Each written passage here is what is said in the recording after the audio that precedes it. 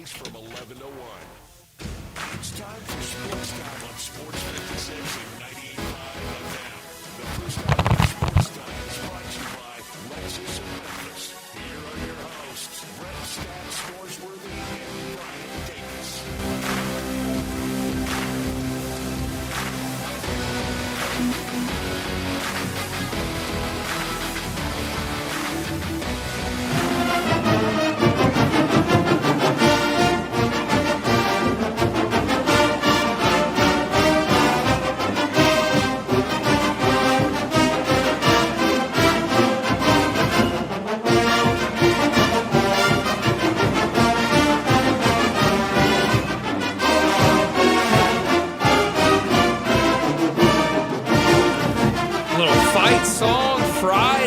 Get this afternoon started.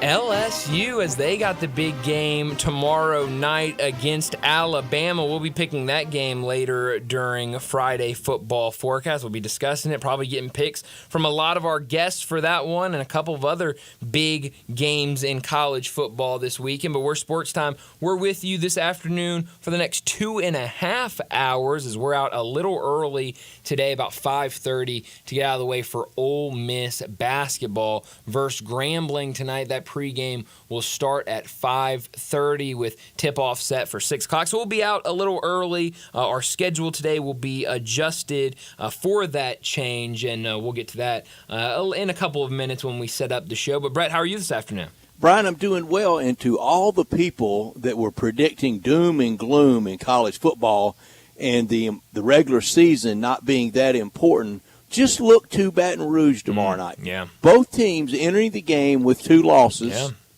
And it's as important as all those years they entered into that game undefeated in 1 versus 2. That's right. Oh yeah. I mean, it may be even more important. I mean, and bigger because of kind of this 12 team, how the newness of it, and everything that kind of comes along with it being the first time. And obviously, like you mentioned, we've had plenty of epic matchups between these two teams, and so to have them again in a regular season game that is so meaningful because of what it could mean for the playoffs, it's massive, and you're seeing LSU trying to pull out a lot of stops to make it big and to give them a home field advantage, and obviously game day is going to be down there, so I'm really excited for that one tomorrow.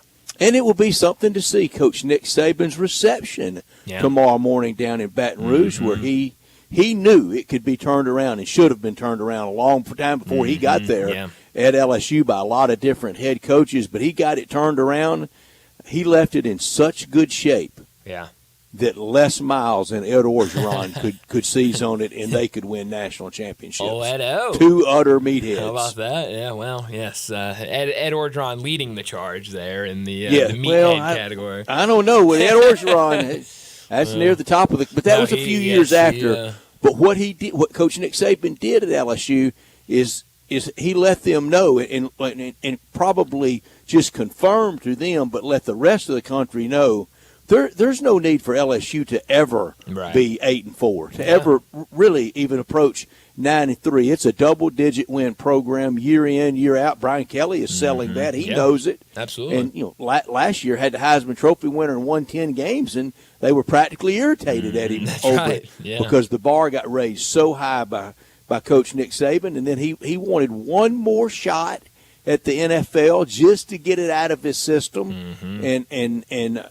as a head coach, and he got back in. He was a great assistant coach in the NFL, and he went to the Dolphins, or he would have stayed and built LSU into something unreal. They would have won both of those. They won with Miles and Orgeron, and probably 2 or 3 more because would Bama had gotten to that level without him if he had stayed there. And it should boil LSU fans, but I think it'll be a nice greeting for a long time after he left LSU to go to the Dolphins and then subsequently to Alabama. For a long time, I think it changed with the passage of time in just so many years. But his best friends were still a lot of people at LSU, and he remains close to a lot of people in and around that program and that state. So tomorrow, it'll be a lot different for him tomorrow than when he went back for the first time with Bama in 2008. Ole Miss had an open date that weekend, and I went to that game, and that was a 2:30 CBS game So it wasn't Saturday night, but game day and all that was there. And Bryant, man, they were ready for him. It was a classic game, overtime. Yeah. Alabama win. Rashad Johnson with a big interception late in overtime to seal it for Bama. Great atmosphere, but he was not the conquering hero that day. Yeah. No, but you're right. You bring up a really good point. I mean, Coach Saban back there tomorrow for game day, and who knows what the reception will be. It's going to be one of the many things to watch tomorrow morning as they get started with game day. But that's one of the big SEC and then pick games. Time tomorrow. Oh yeah, well yeah, I didn't even think about that. But yes, you're right. Who's he going to pick? Yeah, he's got to pick Alabama, right? Like, got to. Well, yeah, you would think, but Willie said, on that stage right outside of Tiger Stadium. And the crowd will really be juiced up by that time. Oh, yeah. They'll be standing around for a couple hours. Yeah. No, some of them still just coming in for Friday night. Absolutely. Yes. Just walking up and from a night out. Game day, huh? If it's Saturday already. But no, yeah, that's gonna be a lot of fun. I think I'll put my money now that he's gonna pick Alabama tomorrow morning. I think I would too. Easily. But that's. What if he tried to pass, tried to defer? Just too many. No, he can't do that. He can't do that. You got to make a pick. But I think it's gonna be Alabama. But that's one of the big SEC games tomorrow. The other one, the one you're gonna be at tomorrow afternoon, Georgia and Ole Miss. That's gonna be a massive game as well. Yeah, it's a great day in SEC tomorrow. Yeah. It's really worked with the 11, 2:30, 6:30 thing on Disney properties, ABC, ESPN, SEC, and SEC Network has different games. But it's going to be fun and already crowded in Oxford. SEC Nation here today. Yeah. That's where they originated from. And boys, we know we're sometimes just we're just kind of a slave to the audio engineer. The first 5-6 minutes today of Paul Feinbaum's show, it wasn't working great. Oh no, it's nobody's fault. But boy, you're just sitting there hung out to dry. Oh no, you could tell you could tell somebody was in full scramble. Oh yeah, absolutely, it happens. But it does. Bringing in SEC Nation, I love it. Is Tebow still part of SEC Nation? Okay, yeah, Tim Tebow, right. Roman Harper. And Laura Rutledge also here. Will be on later. I think Jesse Palmer. No, not Jesse Palmer. Jordan Rogers. Oh, yes, Jordan Rogers. Marty and McGee are here. Yeah. Okay. They're all staying very close to the Grove, I can assure you. I believe that 100%. But, no, it's going to be a really good day of college football. And then tonight, we always talk about kind of that Friday appetizer for the weekend. Tigers will be a part of that tonight. They'll host Rice, kind of a later kickoff than what we're usually used to with a 8 o'clock kick. It could be as late as 8:30 with that slide that ESPN has. I'm guessing probably around 8:10, 8:15 if I had to guess. But, it's a big one for the Tigers. I mean, what does this team show after a kind of back-breaking loss last weekend to UTSA? They can come out and get back to it, or they could lay down, and we'll see kind of which Tiger team comes out tonight.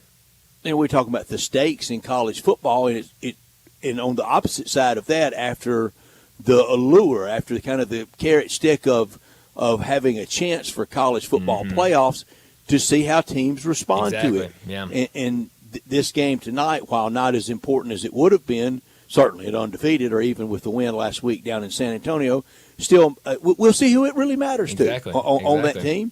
To a lot of fans, to a lot of coaches, it matters a lot. But the players play the game, and for Memphis, the opportunity to still win out, or maybe have one more loss and go to a bowl game and have back-to-back double-digit winning seasons, I will defend to the end of time that's a great thing, because I can remember what it was like. I can remember when the idea of going to a bowl game at 6-5 felt like it was impossible. So I know things change, and I know expectations change, but then when you get past the hurt, and I understand that, and absolutely. I could be saying the very same thing late tomorrow afternoon, tomorrow night about Ole Miss, and next week about Ole Miss. You have to have some perspective instead of just totally in the moment. But in the moment really matters, and I know plenty tonight at Simmons Bank Liberty Stadium will be disappointed that the stakes are not for much. Definitely. But left-hand column still matters. Sure, 100%. And you're right. I mean, that double-digit win season is definitely still out there. And, now you're playing for kind of what kind of bowl are you going to go to? If you continue to, win these next couple games, maybe even get that win over Tulane, then I think, they're going to be a lot, in that kind of pecking order for bowls. You're going to be right up there at the top for the Americans. So still a lot to play for. A great friend of the Memphis Tigers athletics department and program is Sissy's Log Cabin. They're sponsor of our text line at 901-360-8255. You can text or call at that number at the Sissy's Log Cabin. Text or talk line 901-360-8255. That great location at 4542 Poplar. Bill Jones, his great team, here to stay. Some blow in and out overnight, but not Sissy's Log Cabin, a fabric of the community, like their sponsorship and support of Tigers athletics. And with the Grizzlies, the official jeweler of the hometown Memphis Grizzlies. When you go to FedEx Forum, you'll see the floor seat lounge at FedEx Forum, sponsored by Sissy's Log Cabin. You can see all the beautiful jewelry displayed so nicely at FedEx Forum, just like they have it in Laurelwood with 9,000 square feet, with expanded lines for Rolex, Cartier, diamonds, and more. And every Monday, we look back at the weekend in the SEC, brought to you by Sissy's Log Cabin, every Monday at 4:30, and we will when we analyze all these games. Sissy's, since 1970, with locations across the Mid-South, unsurpassed value, exceptional service, expansive selection, and an extraordinary shopping experience, because life's too short for ordinary jewelry. How about the NFL game last night? We talked about it a lot yesterday. How about Thursday nights in the NFL this year? Man, they've been really, really good. Making me ready to thank my Amazon stance. Yes, it will do that, and I'm sure Amazon is loving that idea as well, and hoping a lot of other people are thinking the same way you're thinking, Brett. But that game last night, 14-7. At the half, we talked about it yesterday with how high that total was, the highest NFL total for the weekend. And, first half, 14-7, you're okay, maybe not the points. But then the second half, both offenses come alive. 34 combined points in the fourth quarter. And then you get down where the Bengals score and, have the opportunity to kick the extra point or go for two. And they try to go for two. They miss it. And that ends up being what loses them the game last night. It did, and that over ended up getting there easily. Oh, yeah. All the LSU players that played so well in that. Mm-hmm. The perfunctory best 4-6 team in the NFL has got to be Cincinnati. Oh, 100%. 100. I love that, who's the best 4 in whatever team or 2 in whatever team. I love that. It's usually language for a loser. It usually is. But with the Bengals, they're playing better football. Who would right want now. to play them the rest of the year? Nobody. And game plan for that. Isn't that how we always talk about the Bengals, though? Like, it feels like every season's kind of the exact same with the Bengals. They kind of start off slow, and then here they come, and you don't want to face them the rest of the season once they get hot. And they fortunately, not luckily, fortunately, shot the Rapids that one year to the Super Bowl, but that's time starting to march on from that year. Yeah. And for Burrow, with every loss, it seems like it's just driving him crazy. And you just wonder, in the offseason, I don't think they would, and I don't think they should, but if he demanded, the change of scenery trade, we've seen crazier in the NFL. No, we definitely have, and it's been that kind of time between the last time they were in the Super Bowl and now. It's just been so weird because that's a good team. It's not a championship team. No, but it is a good team. They've got some really good players, but then you got to talk about Joe Burrow and his health and availability. That's been a question. Some of those other guys, same thing, and it just feels like they can never get it going the way they had it. And you're right. At some point, you might get to where maybe enough's enough, and something needs to change. Yeah, exactly. Coach would probably go first, and the whole new staff and all that. And that franchise, the Brown family, the heirs of Paul Brown, they're notoriously tight. But why would you be tight? Why would you be skinchy on anything now around the NFL with it just pouring in? It wouldn't serve any purpose for you to not. To spend extravagantly. The money's there. Yeah, you're right. The money's there. It doesn't make any sense. Go out there and try to have the best team. Try to be that team that is year in, year out in the Super Bowl. I don't know why. Well, Brian, speaking of extravagant, oh geez, your Cowboys. Oh man, it really feels like Yeah. it could be all over Yeah. again for the Cowboys. Yeah, no, it does. I think The Dak injury sounds terrible. Oh, it does sound bad. I mean, and the way it went from first being reported to now the kind of new updates we're getting, it just, it went from He doesn't play again to, this year, does he? Oh, absolutely not. Well, and he shouldn't, honestly. I mean, because No, this that's right. team's not going to do anything with Cooper Rush. I mean, so, and at that point, by the time he is ready to come back, the season's over. I mean, I think, we had the conversation earlier this week, Darian and I did a couple times where he asked me, do you throw Trey Lance in there and see if you have anything with Trey Lance? And it's a hard pill to stomach when you're at that. When that is the question being asked is, why don't you just throw Trey Lance in there and get him some run and see? Don't we see really if you kind of know what we have? It feels like it, unfortunately. But I'm a workshop it this weekend, Brett. But I think we might have the word Cowboys might be banned on this show from here on out. I don't know. Well, I want to tell you something, because I don't want to ever anybody say Brett was talking behind your back. So Wednesday night at the Grizzlies game, okay, Darian sat down and how's it going? Sure miss you guys. Know you've done fine. I said, poor Bryant and his Super Bowl parade route. He put it up it's in for the this year. dumpster. I mean, And we chuckled at your expense. So Well, it's I wanted to come it's okay. come Hey, clean with that's you. what I'm here for. At the end of the day, that is what I'm here for. Well, we have a busy show again. We're out early today, so today's show is going to look a little different. Let me lay it out for you real quick. 3:30, Alan Bell from the AB3 and Driving the Line. He'll join us. We'll talk some wagering with him. We'll get to a lot of NFL games, some college football games as well. We'll get out a little early with Alan because at 3:45, Ty Richardson from ESPN Arkansas, he'll join us, talk the Razorbacks and the SEC. We'll talk Razorback football, talk Razorback basketball as John Calipari got his first win of the season earlier this week over Lipscomb. 4 o'clock, Bruce Marshall, like usual, from Vegas Insider, CBS Sports, and BAMSports.net. He'll join us, talk more wagering with him, get some more picks with Bruce, probably focus more college with him, and definitely get to some NFL picks towards the end of that segment. 4:30, we'll get to our First National Bank and Trust Friday Football Forecast, a segment we do usually at 5:30, moving it up to 4:30 this week. And then at 4:45, we'll get to Big Number of the Day. 5 o'clock, Jason Munns, the CA Tiger basketball beat writer. He'll join us as always. Jason Munns, presented by Jim's Place Grill in Collierville. Talk a whole lot of Tiger basketball, recap what happened Monday, preview tomorrow's game against UNLV. We'll get out with him about 5:18 or so. Hopefully at that point we might have a line for tomorrow's game. We'll try to sneak in Tiger Bankroll in there, but don't have one yet. Don't know if we'll have one at that point. If not, we'll get it over the weekend. We'll let you know what we decided on Monday. Then we'll get to an early crunch time, about 5:19, 5:20 or so. Then we'll get out of here. 5:30, we'll have Ole Miss basketball pregame against Grambling, and then tip-off for that game at 6 o'clock.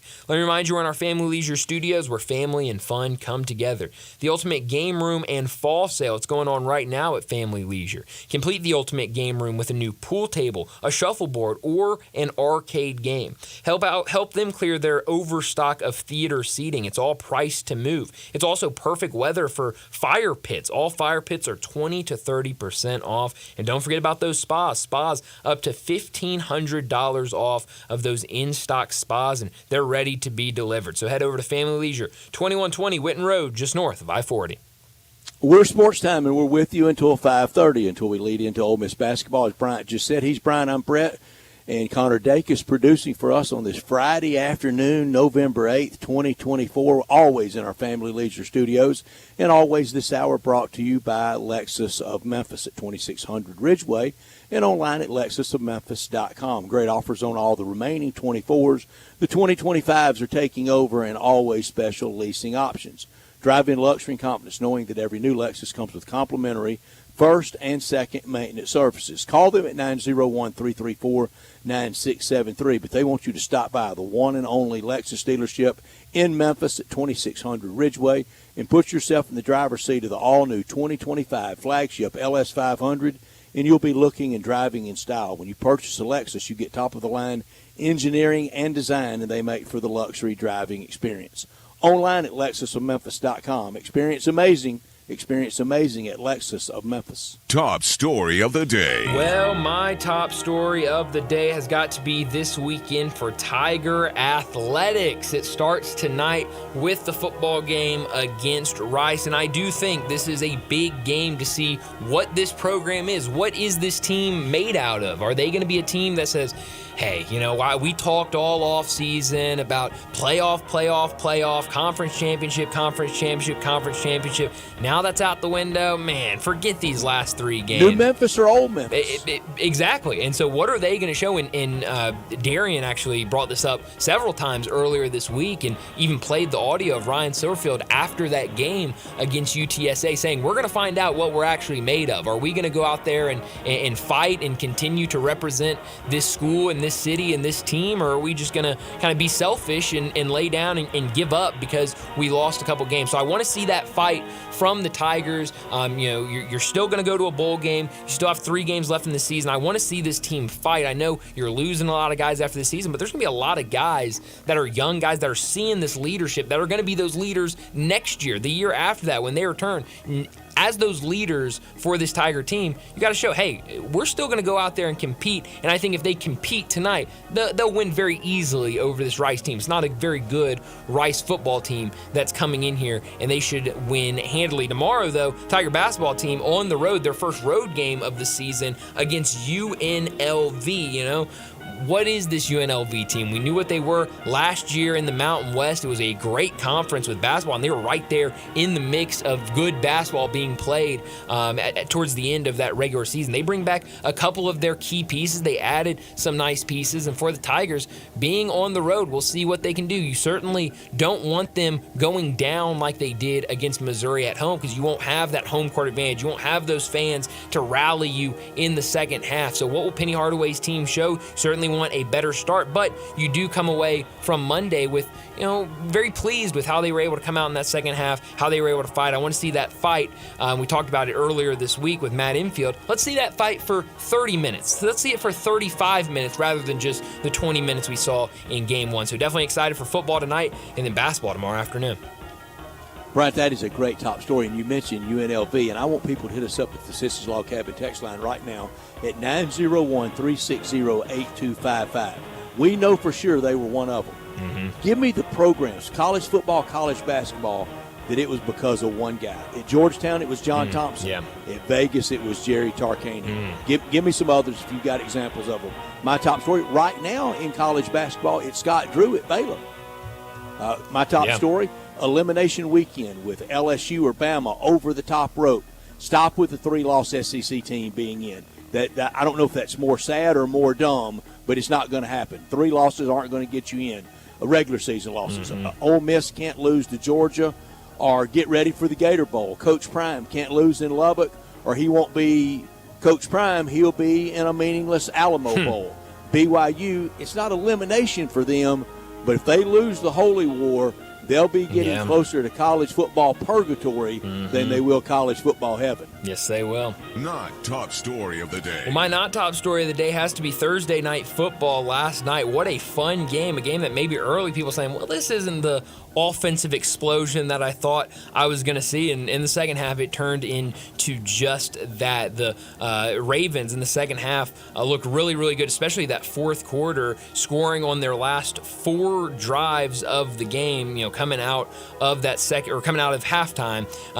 Came all the way back and won 35-34, and we kind of saw the flip side of what we didn't see on Monday night. The story coming out of Monday Night Football was, why did the Buccaneers not go for 2 at the end of regulation? They could have won it, wouldn't have had to go on to overtime, and we know they ended up losing in overtime. So now we saw it on Thursday Night Football where the Bengals, they score, they can tie it with a field goal, and decided to try to go for 2 to end that game in regulation, and ultimately didn't work out for him. Now, Zach Taylor said after the game, I'd go for 2 again. I'm not mad that I made that decision. I wouldn't change anything now. 2020 vision, nothing would change. Just didn't convert. I like the play we drew up. It just didn't convert. So now I think 2 good teams. We know the Ravens are rolling right now, and I still, like you said a couple minutes ago, Brett, I would not want to be a team that has to face the Bengals the rest of the season, because it definitely looks like they are a solid team. They're back healthy, and I think right now, while the record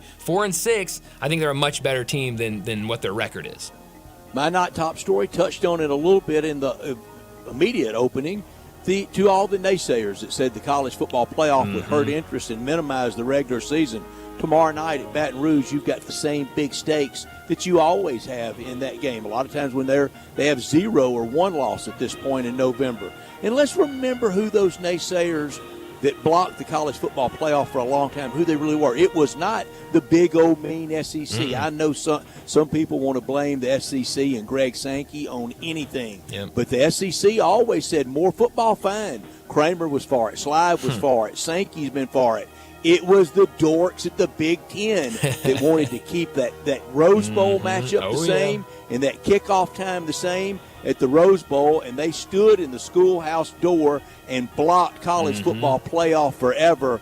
No more. Notre Dame was right in there with it too, but no more. We've got it now, and it matters more than ever. Yep, it absolutely does. And that matchup tomorrow night, Alabama and LSU, it's massive. And I think it's even more of an exciting game because of what we know it could have impacts on for that playoff. Well, that'll do it for top and not top story of the day. Let's get to our first break. And when we come back, we're talking wagering with Alan Bell. Broadcasting from the Family Leisure Studio, we are Sports 56 and 98.5 FM. Summer may be over, but yard work, it goes on. Don't worry, Colonial Hardware makes it easy for you. Colonial Hardware has all the lawn and garden tools you need from the best brands in the business. Ferris, Snapper, Husqvarna, Toro, Echo, Shindaiwa, and Billigo. Servicing most brands of lawn equipment, Colonial's master service techs will keep you going year-round. Colonial Hardware, family-owned and operated, and serving you for nearly 50 years. Next to Bass Pro Lake at Sycamore View, and online at colonialhardwareinc.com. Step up your wings game at East Coast Wings and Grill. With 60 wing flavors and 7 heat indexes, do you have what it takes to turn the heat on your wings up to insanity? East Coast Wings and Grill is family friendly with a large variety menu to satisfy the whole bunch. Sign up today for their loyalty program and taste the rewards. For every dollar you spend, you collect a point. Earn 100 points and receive a $5 reward. Next to Lowe's off Highway 64 in Bartlett, come try America's best wings at East Coast Wings and Grill.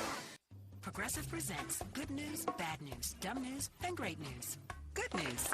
Your coworker Kyle said bundling home and auto insurance with Progressive could save you money. Bad news. While saying this, Kyle was eating your clearly labeled lunch. Dumb news. Pizza near work costs $7 a slice, and it tastes like drywall covered in ketchup. Great news. You decide to see if you could save money bundling at Progressive.com and enjoy more lunches far away from Kyle. Progressive Casualty Insurance Company affiliates and other insurers not available in all states. Catch your Grizzlies tonight at 7 p.m. when John, Jaron, Dez, and the rest of your Grizz host the Washington Wizards on Military Appreciation Night presented by Ashley. Arrive early as the first 5,000 fans receive a Grizzlies dog tag. Secure your tickets today at Grizzlies.com. Jason's Deli.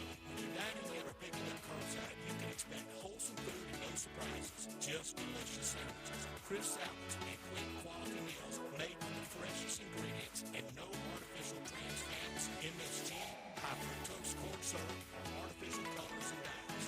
Around here, a lot of thought goes into what we put into our food and what we take out of it. Because you're not just taking a bite, you're getting a taste of who we are.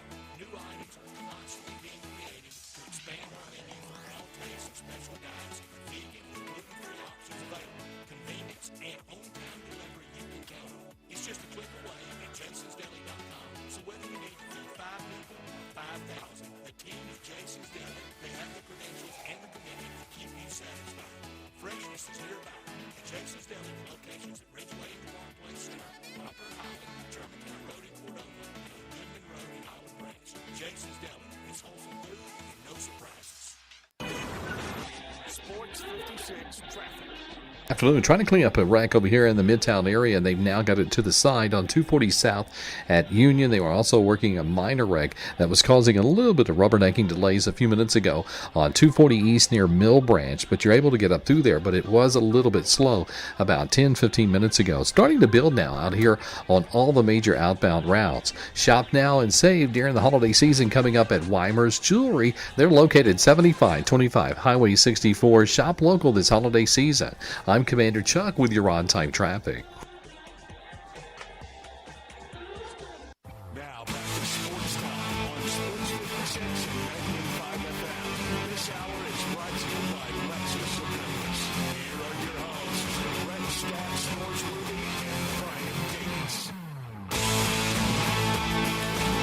Welcome back into Sports Time. Bryant and Brett with you, and joining us like he does at this time every Friday afternoon, Alan Bell from the AB3 and Driving the Line joins us to talk some wagering. And Alan, let's go ahead and jump right into it, and let's start with the game I'm sure everybody is excited for. Early Sunday morning, 8:30 a.m. on NFL Network. Giants and Panthers. Right now, the Giants are a 6.5-point favorite. The total in this game, 40.5. Do you play this game, or do you just sleep in and wait till the noon slate? Yeah, first off, appreciate you guys having me back in second. No, I'll be up for it, but I'm not going to bet a lot on it. I'll tell you that. Yeah, I'm sure Germany's real thrilled about getting this game. Look, man, I'm going to roll with the Giants here, and not just anything that's anti-Panthers.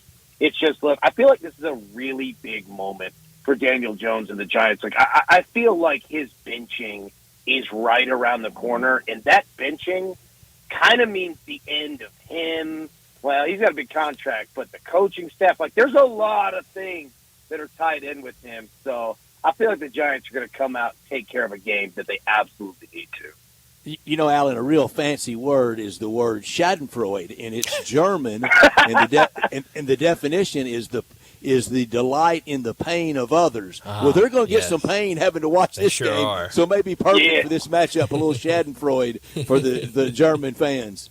Yeah. You know, these are just the penalties for World War II. We're finally getting them back on all that. So yeah, they deserve it, and of course they would come up with the word of pain for the delight of others. Of course. I was just about to say that. Yeah, how ironic is that? Yes. That's the best part. Yeah. A noon game. Unbelievably, the Chiefs playing at noon. The undefeated Chiefs, the lone remaining undefeated Chiefs, the back-to-back Super Bowl champs, 3 with this group of players laying 7.5 against Sean Payton and the Broncos at noon on CBS. Who do you like in the Chiefs and the Broncos? Well, I'll tell you this, man. I'm going to take the Chiefs, and I'll tell you why. Patrick Mahomes obviously is playing at an unbelievable level this year, but he has owned the AFC West his entire career, and that's not just him. I mean, it's the entire Chiefs organization. But a lot of it is him because he's smart, and he understands that is business time, and those wins actually mean 2 wins. And he loves playing at home in the playoffs, and that's exactly how you start doing it. So even though this is no disrespect to the Broncos, every single person in the public, strangely enough, is going to be on Denver. I'm going to roll with KC with a big number here. He always handles business against the AFC West. No, I can. Another noon game on Sunday. The 49ers on the road against the Buccaneers. It looks like McCaffrey will be back this weekend for the 49ers. And right now on the road, a 6.5-point favorite, the 49ers are against a Buccaneers team that has played well this season. That total at 50.5. What do you like in this one? Man, I'll tell you this. That's a lot of points for a team on the road. And, yes, I know that Christian McCaffrey is back. But, I mean, who's expecting that he's going to be 100%? And he'll probably be on a pitch count because the worst thing that can happen is to bring him back and immediately get him hurt. And Tampa's defense, look, I'm not saying it's one of the best in the NFL, but Todd Bowles, he's got some dudes that can hit, specifically Vita Vea right there in the middle, right? I'm going to give me Tampa with the points at home. Look, they could win this game. They're going to have to throw it 1 trillion times. But you give me that many points with a team at home, with a team that's traveling 3,000 miles to get there? Nah, man. I'll take Tampa all day long. Yeah, I'm with you, Alan. I like that defense for Tampa Bay, and I love Vita Vea. Late in that game Monday night, he didn't have a dry thread on him. I mean, just sweating profusely, and something else he doesn't have on. He doesn't have on a wristband. He doesn't have on a piece of tape. He doesn't have a forearm pad on. He's just out there letting it rip. No elbow pads, no nothing. Nothing, man. That's what I love. I'm telling you, that's what I love about him, too. Our boy, look, he's a big old boy. That's it. That man loves to play football and hit, and that is it, man. He's a monster, man. He's really, really fun to watch. I had a guy one time tell me that played like that, padless, nothing on his arms. He goes, those little old pads don't do anything as big as these guys did. He goes through that pad. Well. Yeah, exactly, man. Especially now. Like wide receivers, they're just wearing jerseys. Those aren't even pads. Oh, yeah. They're out there with almost playing naked. They don't want anything on.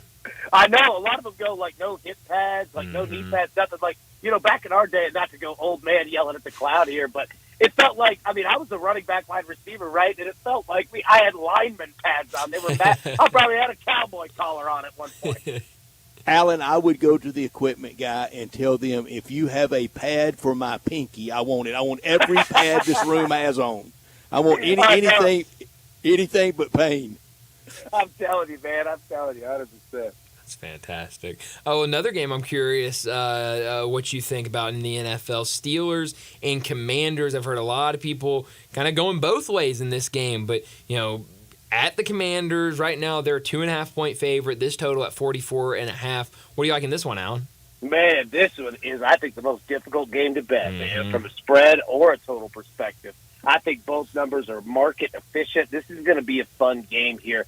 I'll take Washington with the points playing at home. I think that Jaden Daniels and that Washington offense can put some points up on Pittsburgh. And I'm kind of waiting for Russ to have not a bad game, but just an average game, right? And that's nothing against him or the Steelers. I absolutely love what him and Mike Tomlin and everybody's doing, but it's going to be a tough game. I'm going to roll with Washington here, but I'm not super confident. This is not the lock of the week pick. You know what I mean? Be careful with this game, and always. It could go a lot of different factors. All right, Alan, enough of being careful. Give us that lock of the week. Give us your favorite NFL game. My favorite NFL game, man, it is going to be Chargers against the Titans. Take them with the points here. They're going to handle their business. Chargers got a really good defense. Will Levis is back in starting quarterback position for the Titans. I don't think that's going to go over too well. And I think that Jim Harbaugh is really just going to run the football. Justin Herbert is an efficient quarterback. This is not a good game for Tennessee because that Chargers defense is legit. And now the Titans are starting to get offensive line injuries. I don't like that at all, man. I'll take the Chargers there. Alan, I know you grew up listening to Bob Kessling and listening to Mike Keith, and with the announcement yesterday that after men's basketball next spring, that will be it for Bob Kessling as voice of the Big Orange, took over for John Ward, and why it was almost impossible to fill those shoes and be at the mic. He has really done an exemplary job being the voice of Tennessee. I see a lot of online chatter that Tennessee fans want Mike Keith. I understand why. He started with that network as a young man in pre and post and coaching shows and things like that. Do you think he would leave being voice of the NFL team across the state of Tennessee to be voice of the Big Orange? Man, so first off, yeah, you're right on Kessling. And look, that's an impossible job to fill in for John Ward. Impossible. And the man did a great job for a long time in a lot of different sports. And at a time where it wasn't always good in sports for a long time. You know what I mean? So big respect to Bob Kessling. Absolutely, man. Heck of a career. Look, Tennessee means something to Mike Keith. It always has. It always will. But he's got it pretty darn good here in Nashville, man. It's the NFL. The voice. Yeah. And let me say this. There's not a lot going for Tennessee right now except him. And a lot of people like him. The organization, obviously, they love him. That's a hard gig to walk away from, man. That's a really, really hard gig. I think that Tennessee, he'll listen. He'll listen to Tennessee. Gotta listen. Yeah, you'll listen, but man, this is he's got a perfect job, and he has security for life in that job. That is not easily found, man. I don't think that he would be. And I love Mike Keith, but if I'm Mike Keith, I'm not trying to sign him up for him just to work all the time. And not many do both anymore. Do a college on Saturday and the NFL on Sunday. I think there's just one or two left that would do that. And originally when the Oilers moved to the state of Tennessee, John Ward was going to do both, and then backed away and said just doing Tennessee Vol football is enough. So who knows? I hope for Mike Keith, and if the money's right and the private airplane's right, I mean, Haslam's have plenty of airplanes. If they can get him to, and Adams have plenty of airplanes, I hope for Mike Keith he could do both if he wanted to. Yeah. And you know what? And you know, the team and the school, they do a lot of collaborations together. I wouldn't be surprised to see some things, but you know, from a full-time perspective, man, that would just be so hard to do both. Really would. And like I said, man, yeah, I mean, he's got it made with the Titans, man.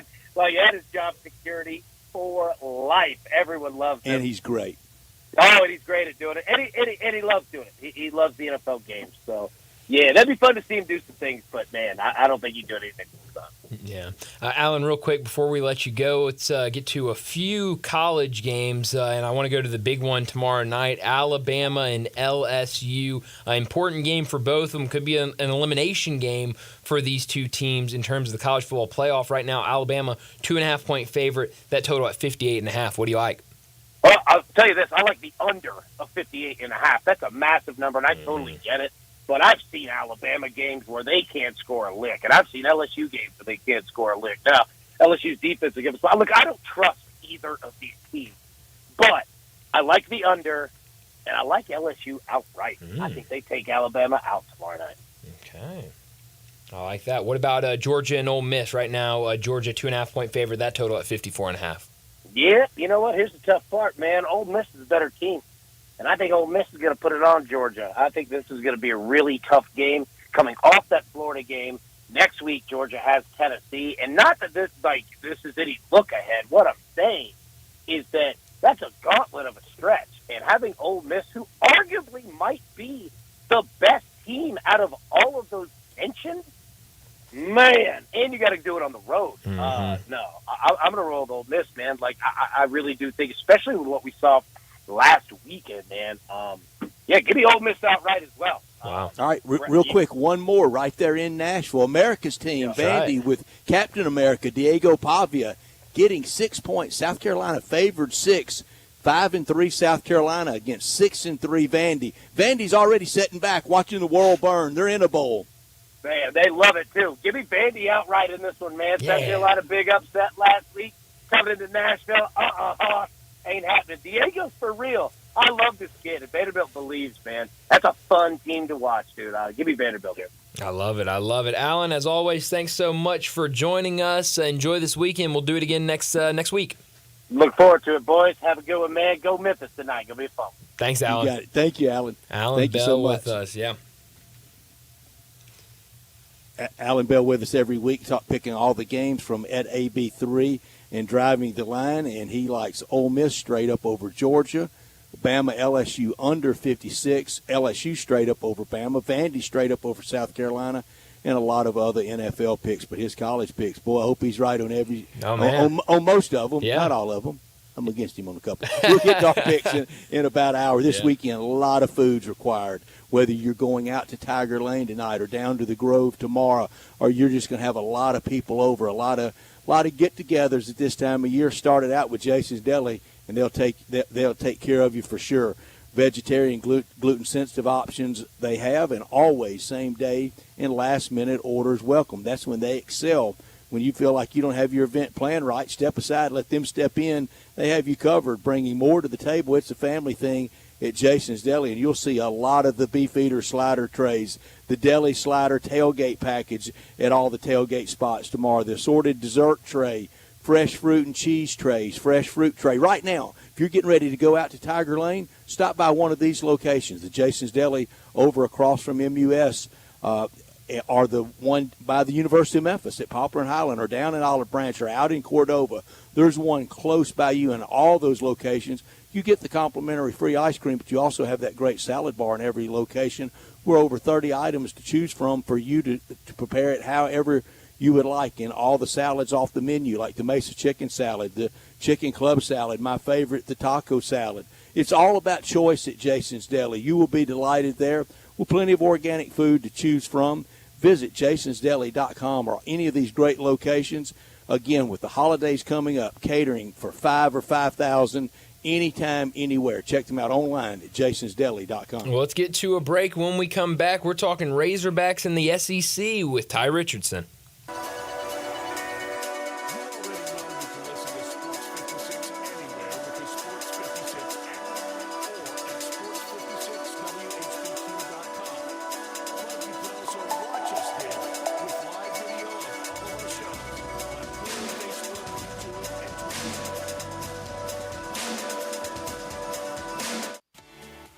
Jason's Deli, 99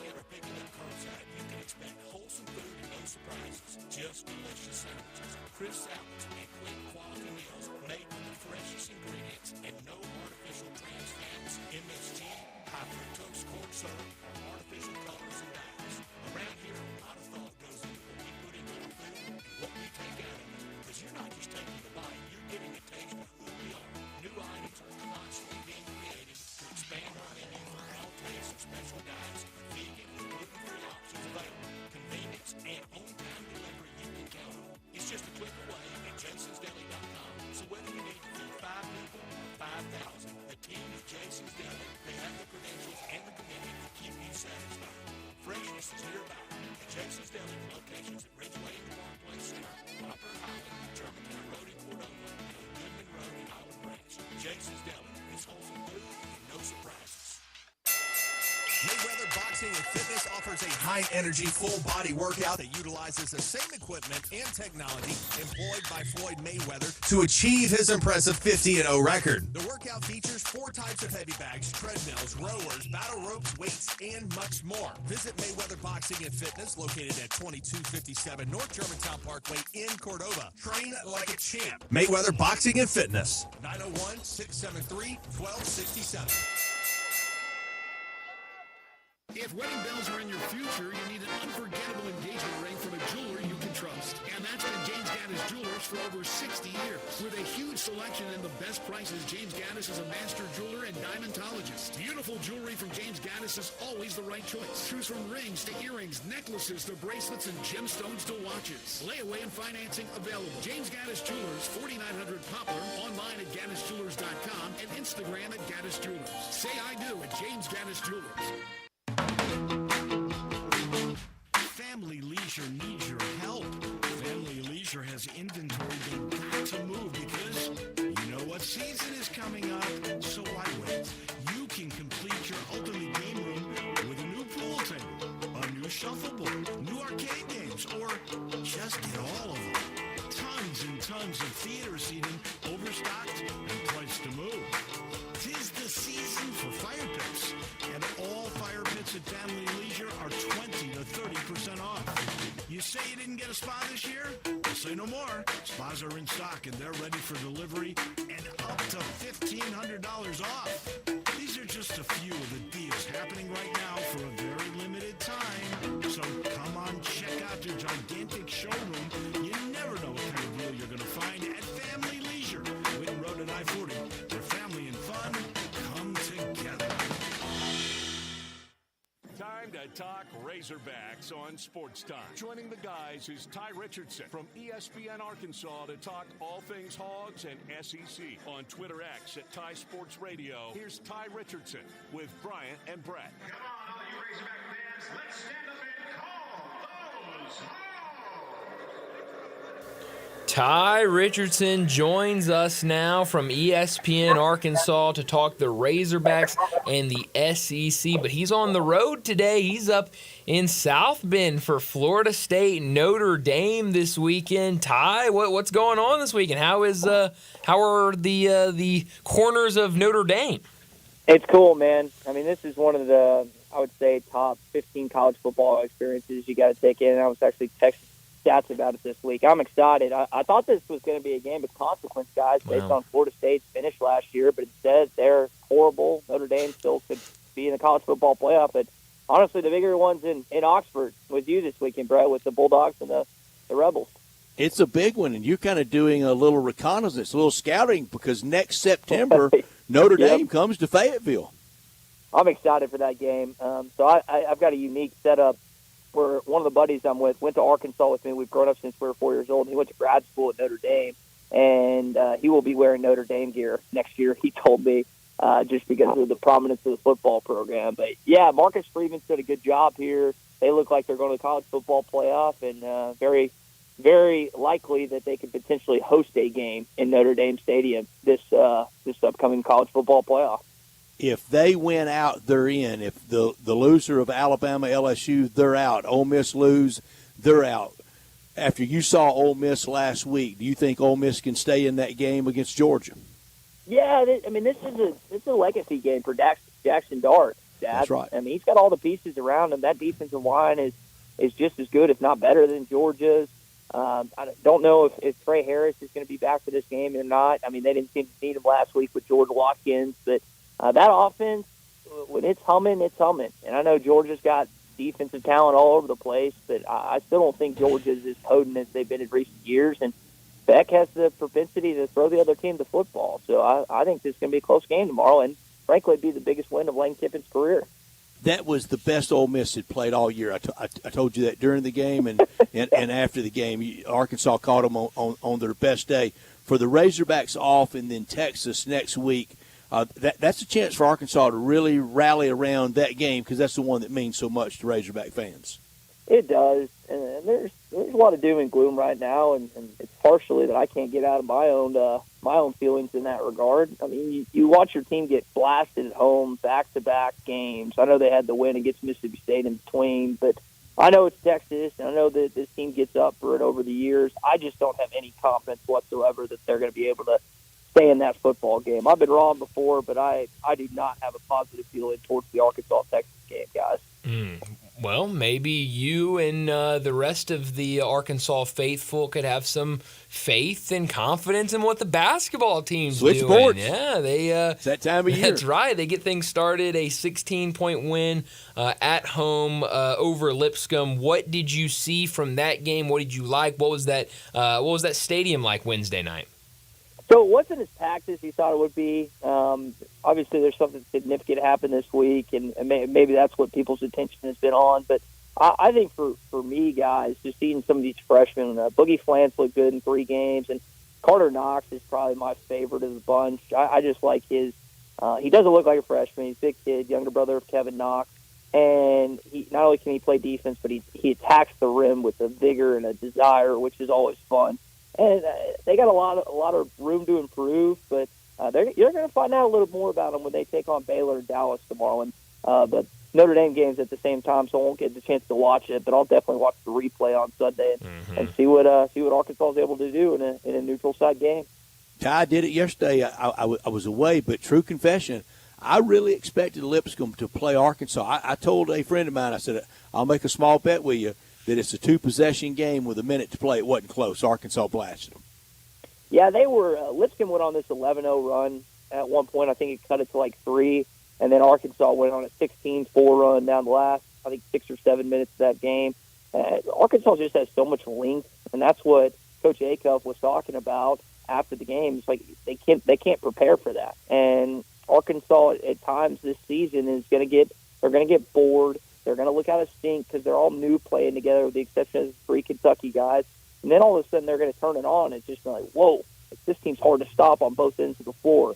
So, I mean, it all comes down to chemistry. Can Cal get these guys to believe in one another and find their roles? And are they willing to adapt when they've had larger roles before coming to Fayetteville? We'll find out hopefully tomorrow night, and then as the season progresses on, especially in the conference play. Ty, you went through that order of players, kind of how you have them ranked. Where do you think DJ Wagner comes in? What option is he? Is he second, third, fourth option? I think he's second. So Boogie Flan, the young freshman from New York, is 1. And I thought John L. Davis was going to be clearly number 1. I actually passed his hometown here in the end on the way here. But I think that what we've seen from Boogie, DJ didn't have a great game this last outing, but he only took like 7 shots, had a couple turnovers. I mean, we got to remember, before he got injured, he was the best player in that Kentucky team last year, and that includes Rob Dillingham and also, why am I forgetting the shooter? I'm looking at his face right now, and I just can't think of his name. The young freshman that went early in the NBA draft last year. One of y'all can help me with that, but he was better than both of them, and he got injured, ankle injury. He just wasn't the same. Kim went to the Houston Rockets. Still blanking on my name. Reed Shepherd. Yeah, Reed Shepherd. Yeah, Reed Shepherd. Thank you. Golly, it slipped my mind. But so he's got a lot of room for growth, I think. Let me see. He's got a big ceiling. I mean, he's the number 1 recruited point guard in that class, and now we'll see if he can really flourish under Cal in year 2. I know he'd love to be playing in the NBA right now, but he's in Fayetteville, and he has a chance to shine brightly there. Yeah, absolutely. Well, tomorrow's going to be a lot of fun for the basketball team and going up against that Baylor squad, and I'm sure Baylor wants blood after that loss they took to Gonzaga. What time are you headed to Touchdown Jesus tomorrow? Or to the Grotto, rather? We're going to go to this place. That's called Nick's Patio, which is apparently a good breakfast spot. We're going to another place. We're going to like the library of sorts called the Linebacker in a little bit after we eat. That's on our destination. But I'm going to take it all in. I mean, you got to, when you're on a campus like this, it's like when you go to the Grove, when you check out areas of the Memphis campus and various other SEC and college football institutions. I went to Camp Randall a few years ago. You just take it all in because, I mean, this is what we look forward to every Saturday during the fall, a significant college football game. So probably make their way, to ask your question, about 10 to 11 a.m. And kickoff's at 6:30, so it's going to be a long day tomorrow. Oh, it sounds like it's going to be a lot of fun. I can't wait next Friday to hear about the experience tomorrow for that game. But Ty, as always, thanks so much for joining us, and we'll talk to you again next week. All right, guys. Appreciate it. Stats, enjoy tomorrow. Big game in Oxford. We will. Thank you, Ty. Thanks, Ty. See you guys. Ty Richardson joining us from ESPN Arkansas, talk the Razorbacks and the SEC, and also he's up there to see Notre Dame and Florida State tomorrow. I know he's super Live excited local for late that. breaking. Yeah, that's going to be fun. Yeah, it sure is. So that'll be a lot of fun. I can't wait. Next Friday we'll have to get the full report from a game day in South Bend from him. But let's go ahead and get to a break, wrap up this hour, and when we come back, we're going to talk some more wagering with Bruce Marshall.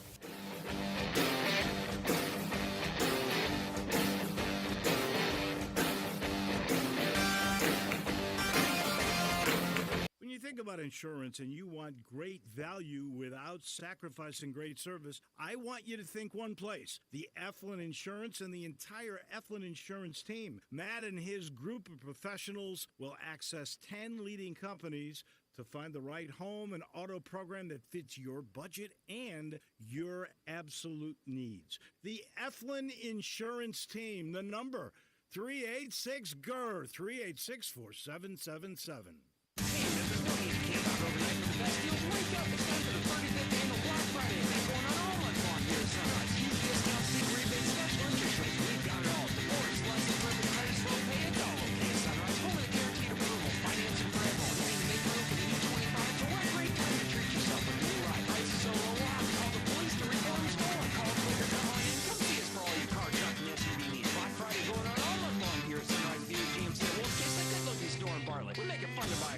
If you need glass replaced, there's only one name you need to know: Binswanger Glass, the largest full-service glass company in the U.S. They've been an industry leader for over 145 years. For all your residential, commercial, or auto glass needs, Binswanger Glass is the name you need to know. 24-hour emergency service for all commercial customers, plus a nationwide warranty on all professionally installed glass. Visit Binswanger Glass in Midtown at 340 South Hollywood, across from the Liberty Bowl. Visit BenswingerGlass.com. Binswanger Glass. Step up your wings game at East Coast Wings and Grill. With 60 wing flavors and 7 heat indexes, do you have what it takes to turn the heat on your wings up to insanity? East Coast Wings and Grill is family friendly with a large variety menu to satisfy the whole bunch. Sign up today for their loyalty program and taste the rewards. For every dollar you spend, you collect a point. Earn 100 points and receive a $5 reward. Next to Lowe's off Highway 64 in Bartlett, come try America's best wings at East Coast Wings and Grill. Ole Miss Rebel Yell is back. The Rebel Yell Hotline Radio Show is back on WHBQ Sports 56 and 98.5 FM. Every Monday night at 6, hear the latest news on your Ole Miss Rebels with Yancey Porter with 24/7 Sports, former Ole Miss defensive tackle Mike Fitzsimmons, Gordon Ford covering SEC Sports Call, and former Ole Miss baseball announcer Gary Darby. From kickoff to free throw to extra innings, your Ole Miss Sports on the Rebel Yell Hotline Show. Right here Monday night at 6 on Sports 56, 560 AM and 98.5 FM. Your Mid-South Sports Station. Sports 56 traffic. Good afternoon. Despite a couple of EMS calls in the last 15-20 minutes, traffic on all the major outbound routes have finally just now really starting to pick up coming out of Midtown on 240 South here at South Parkway. We did have that wreck earlier on 240 South near Union. It's way over to the side as it builds right now on 40 West at Danny Thomas. All that traffic across the Hernando de Soto Bridge back over into West Memphis. Shop now and save for the holiday season. Beat the rush at Weimer's Jewelry, located 7525 Highway 64. Shop local this holiday season and save a lot of money. I'm Commander Chuck with your on-time traffic.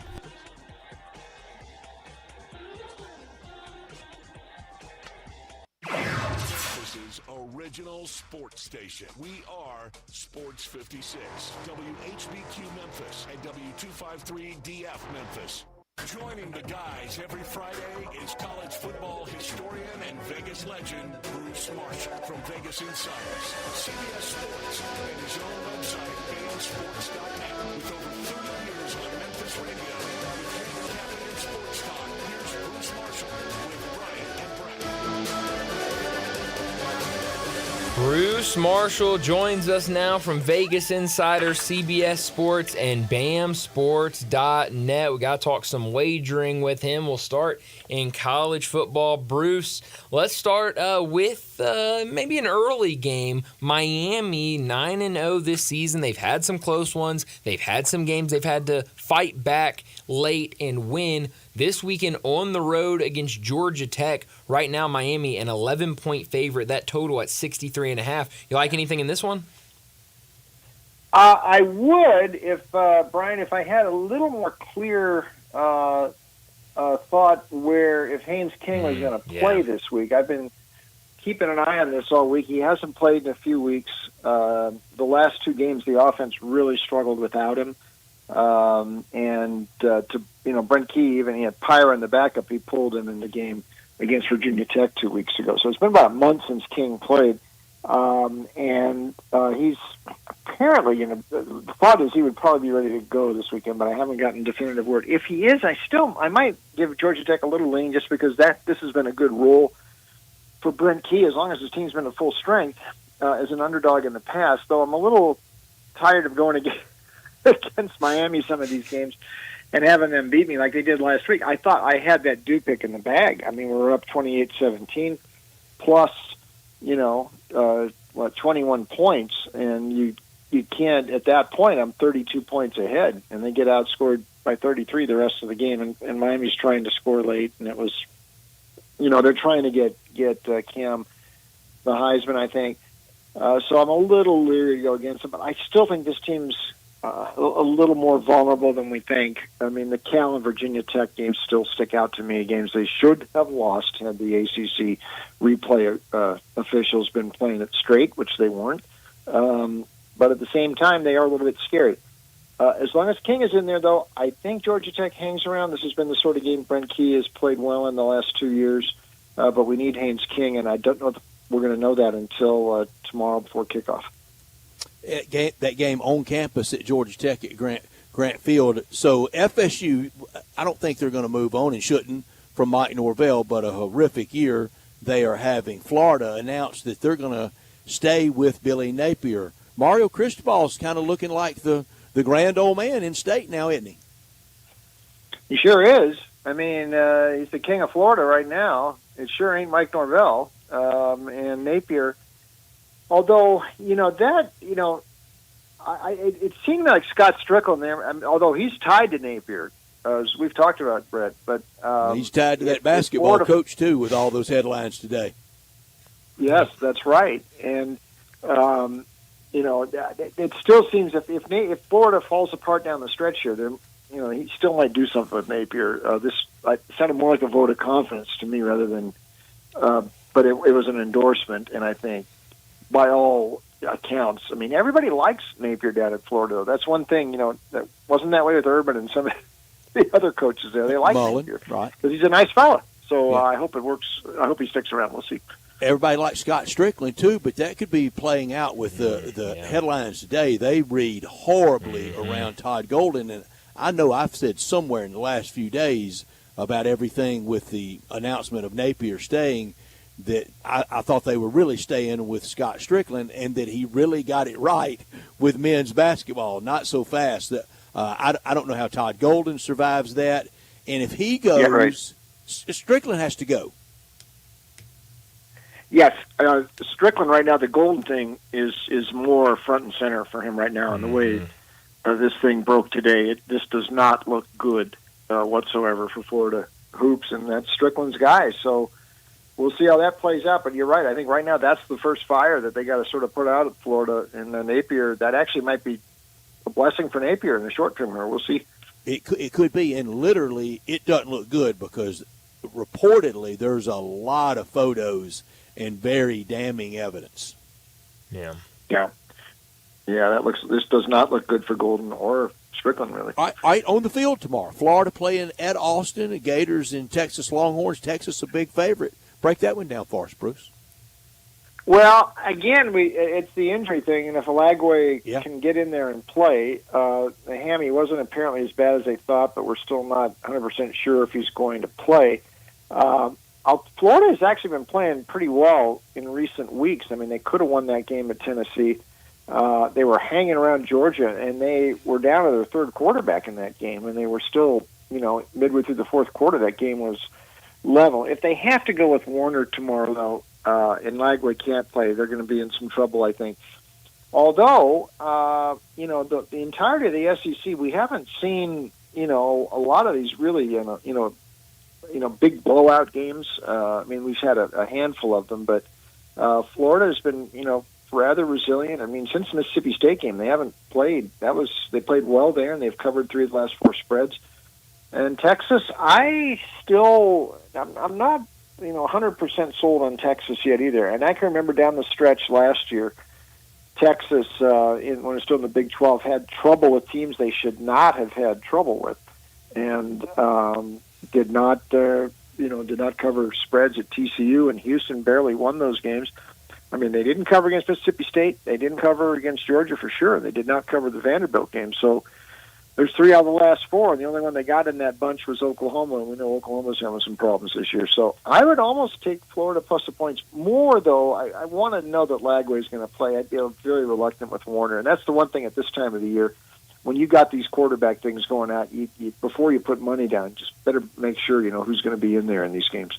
Yeah, always critical to really know who's playing, especially when you're putting real hard-earned money down. Bruce, yesterday we visited with Doug Kazarian from Las Vegas, and I told him after seeing a tweet of his election night that I thought someone like you, like Doug, in the handicapping world, that one of the networks will really separate themselves maybe in 2028 by having the odds angle guy on, not just the analytics. Steve Kornacki's great, and John King at the big board's great, and Fox's guy's great at the big board. It was plenty entertaining, but I think your expertise, your prowess at what you specialize in is important, and I have forever said you should be in that room with that college football playoff committee. I can't believe they don't have a Vegas perspective in it, especially since it's basically legal sea to shining sea now, with even Missouri passing it the other night for legal sports wagering. All that said, if you were on the committee this year and I gave you these 2 games,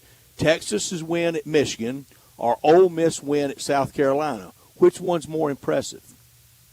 Ole Miss, hands down, more impressive. Michigan's just an average team this year. I don't think that win meant much at all for Texas. Beating South Carolina and the way Ole Miss did, I know Texas didn't have any trouble with Michigan, but Ole Miss beat a much better South Carolina team, I think. So on that question, the answer is Ole Miss, I think. I'm afraid in reality, though, in that committee room, that brand, that helmet, Ann Arbor, the big house is would win in a roll call vote over going to Williams-Brice for Ole Miss in early October.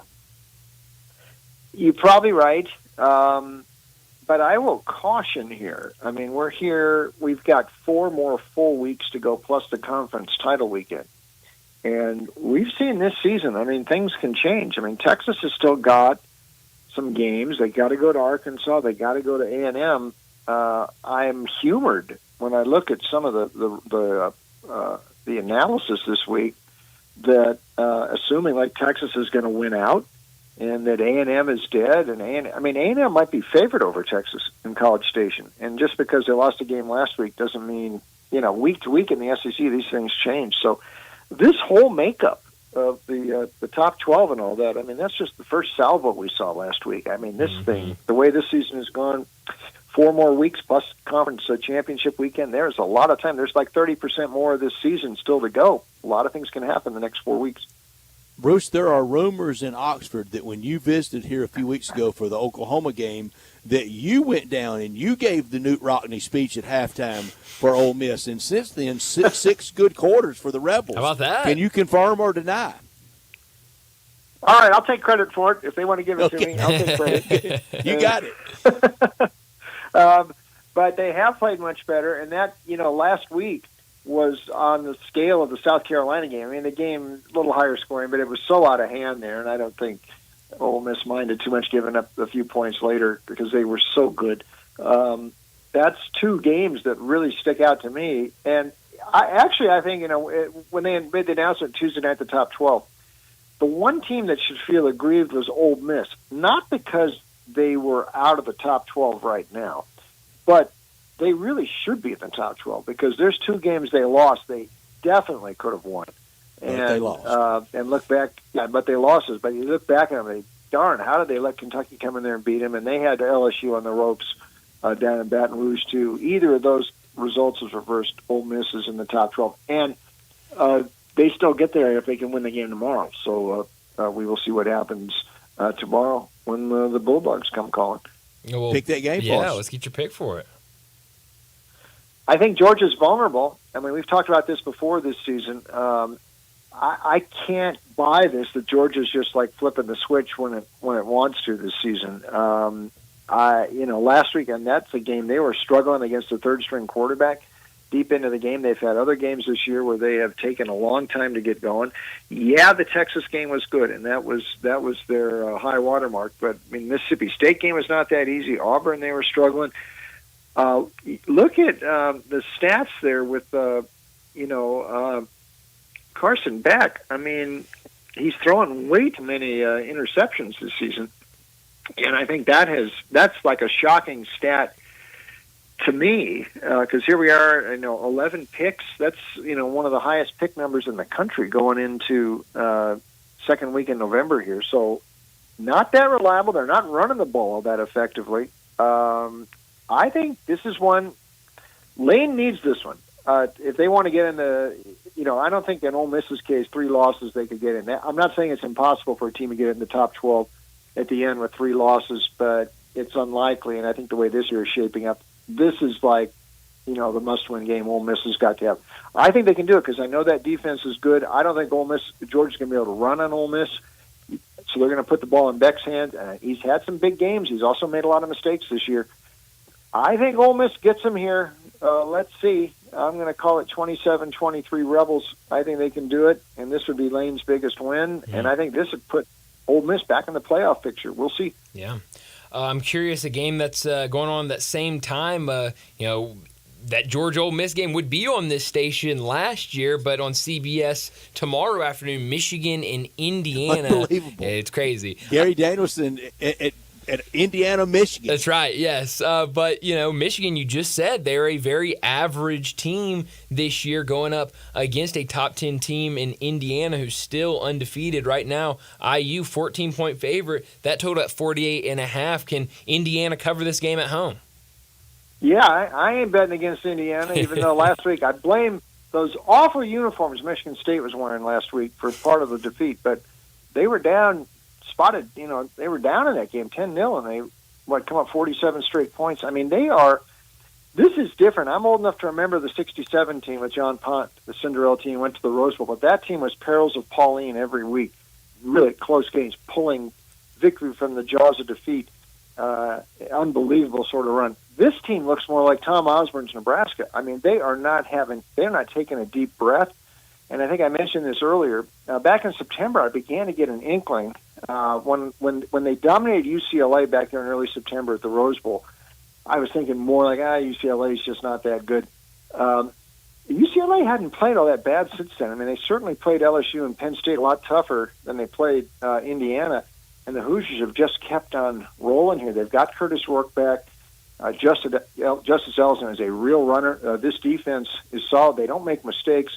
Chris Signetti, at this moment, I think it leads in the Coach of the Year sweepstakes with Jeff Monken at Army close behind and Kalani Sitake right behind him. But right now, this is Signetti's race to lose, and I'm not going against Indiana, especially Michigan.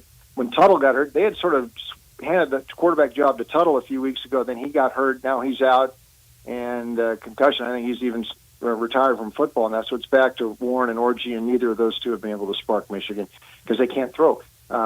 Indiana wins this game. I'm going to call it 38-14 Hoosiers.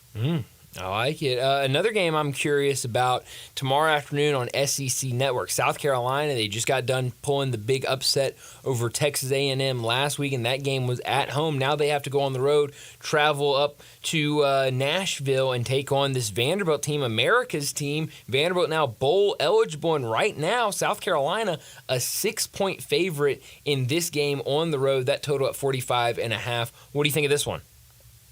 This number bumped up here, and I'm trying to think what, Pavia's banged up, but he's going to play, but he's been banged up for a while here. I mean, he reminds you like of a old boxer like Bobby Chacon, he's just going to keep fighting as long as he can stand up. He's going to be out there. This may have been some pick service or some computer money that's on South Carolina, but we know that stuff doesn't really matter that much. I wonder if South Carolina off of that very big high last week against Texas A&M, if they can do it again on the road this week. Lenore Sellers has been a little bit inconsistent at quarterback, but we know this defensive front is extremely tough. We saw what they did. I mean, Alabama could tell you about that, and certainly A&M could after what happened last week. They have not lost to Vandy since 2008, and that's when Bobby Johnson was there, and that fast start that Vanderbilt had, that's 16 years ago. And South Carolina sometimes in that stretch has really run up a score, like last year, 47-6. Shane Beamer got it in Williams-Brice. I do think South Carolina is just a couple of plays away from being in the top 12 itself this season. And frankly, Vandy might not be that far away, considering they had, the loss of Missouri, a certain one they could have had. But I tend to think Pavia is going to, at some point, I thought this last week about Vandy, and I was wrong, that they're going to run out of steam at some point here, and I just don't know that Pavia might be tied in knots here. And if he's banged up a bit, this is a bad defense to go against. So I'm going to take South Carolina. I think this is a real team, and I'd lay it though. If this number gets any higher than 6, I'm not sure I love it as much. 3.5, I liked it more than I do at this point, but I still lean to the Gamecocks. Wow, all right. That should be a really fun one tomorrow afternoon then. Tonight, the Memphis Tigers take on Rice, a 8 p.m. start time here locally on ESPN2. Obviously, Memphis coming off a loss that not a lot of people expected on the road against UTSA. Pretty much knocks them out of any talk for conference championship, certainly in terms of playoff. So we've talked about it a lot, Brett and I have this week, about kind of that buy-in factor for the Tigers. Will they lay down with kind of those dreams out the window? But tonight at home against Rice, favored by 7 points right now, that total at 50.5. What do you think we see tonight here in Memphis? Well, speaking of Rice, maybe you guys can help me out a little bit here, because you're a little closer to Houston than I am. But last week, Rice is at home against Navy, Houston's at home against K-State. Games are kicking off basically the same time, but there was a weather delay, as we know. But they started playing the Houston game and finished it before they even started the Navy-Rice game, which ended up the last game on the last active game last Saturday. Now, these schools are only 6-7 miles apart. Was the weather that much worse at Rice, where they couldn't kick it off? Or was this the Pentagon? Brett, was this Lloyd Austin calling up saying, I don't want my boys out there with the threat of lightning? I don't know. Bruce, what anyway. it is across college football. And when I hear this, I just want to scream, out of an abundance of caution. I'm tired of the abundance of caution. Nobody would have been harmed. You're right. They played on at one place and didn't at another. This is beyond ridiculous, because five live radars can see one cell kind of maybe drifting towards your stadium. Yeah, I mean, I thought they were going to play that Rice game until Sunday, and I'm thinking, man, they played the Houston game right there. Okay, for what it's worth, Rice had moved on from Mike Bloomgren, and they won with the interim last week. He is not a candidate to take this job on a full-time basis. Rice, apparently, for what it's worth, I think this is more interesting than actually talking about this game. Rice is apparently ready to make a big football commitment here. They've got a new school president in there. They do have some well-heeled alumni, and apparently they're looking what SMU's doing, and Rice thinks they can do the same thing. There was a point, and Brett, you know this, back in the 50s there, when Rice was a national power. So they still have dreams of that. So keep an eye on that moving forward if they bring in a bigger name coach. Don't be surprised about that. In the meantime here, that was an impressive effort against Navy, weather delay or not, Rice's best game of the season. E.J. Warner, at quarterback, he can whip the ball around the yard. He's had a few interception problems this year, but we know what he did last year at the last 2 years at Temple. Might give Memphis a problem. I am reluctant to lay points with Memphis after that game. I don't think UTSA is that good at all. And for Memphis to go in there and just be flat when they should not have been last week, not a great point spread team laying points here either. So I almost think Rice is going to keep this thing competitive. So Rice plus the points. Bruce, all I can say about Rice committing to football or getting recommitted to football, Dickie Magle ain't walking through that door. It's been a long time. No. I mean, heck, for that matter, it's a long time since Tommy Kramer and when he was throwing it all over the place. All right, that's the Memphis Tigers. Now to Baton Rouge, final pick, LSU against Alabama. Break that game down for us. Brett, sometimes we analyze these games and we look at things and we get into all the different trends and the analytics and stats and things like that. And sometimes it's just the most basic of trends that are the most important. And it comes back to home and road. And that's usually the first thing I always look at to see if there's anything there. In this case, I think there is. Alabama has blown those 2 games on the road this season, and LSU has not lost yet at home. Their 2 losses came away from Baton Rouge. We know about Saturday nights down there in Baton Rouge's version of Death Valley. It is very loud, and there is a big home field edge there. Alabama has not been able to run as consistently this year. This would apply to LSU as well, but I think it's bothered Jalen Milroe a bit more. We haven't seen as many big plays from him this season. They had a few in the Georgia game, not too many since then. And the defense has been a little bit too permissive. I mean, they've permitted a lot more long drives this year than they have in previous years when Coach Saban was there. As for LSU, it is a little bit risky because they can end up collapsing like they did at A&M 2 weeks ago. But into that game, I thought LSU was playing about as well as anybody in the country, and Nussmeier looked like he had progressed to the stage where, all right, he's the man now. That win against Ole Miss, Brett, you saw that. That was one of the games of the year. They looked great at Arkansas the following week, and then they just they ran out of gas at A&M. They both had a week off. Nussmeier's thrown a few too many picks in recent weeks, 7 in the last 4 games. If he can avoid that, avoid the mistakes, I think LSU gets him here. Alabama, I was thinking back in September, okay, this is another great Alabama team. I don't think that anymore. I don't think they're good enough to go and win in a hostile environment like this. I saw them fold up there at Tennessee. Better defense than LSU, but, Nussmeier gives LSU an edge the other way. And the Vanderbilt game, too. I'm taking LSU here. I think they're going to win this thing outright. Maybe over the total, too, but I'm leaning to LSU. I like it. Bruce, if we haven't gotten to your favorite game in college football, what is it? Actually, we are running out of chances to go against Florida State. I hate to pick on Mike Norvell, but my goodness, look at what they're doing there. They're getting destroyed now every week. They are down national stats offensively. They are down there with Kent State and Air Force at the bottom. Total offense, scoring offense, rushing offense. I mean, it wasn't too good when DJU was there, but the backups, Glenn and Croman, are completely lost. Once Plan A goes wrong, these guys are completely lost. The line, the portal hasn't worked as well for Coach Norvell this year. They're flat out bad.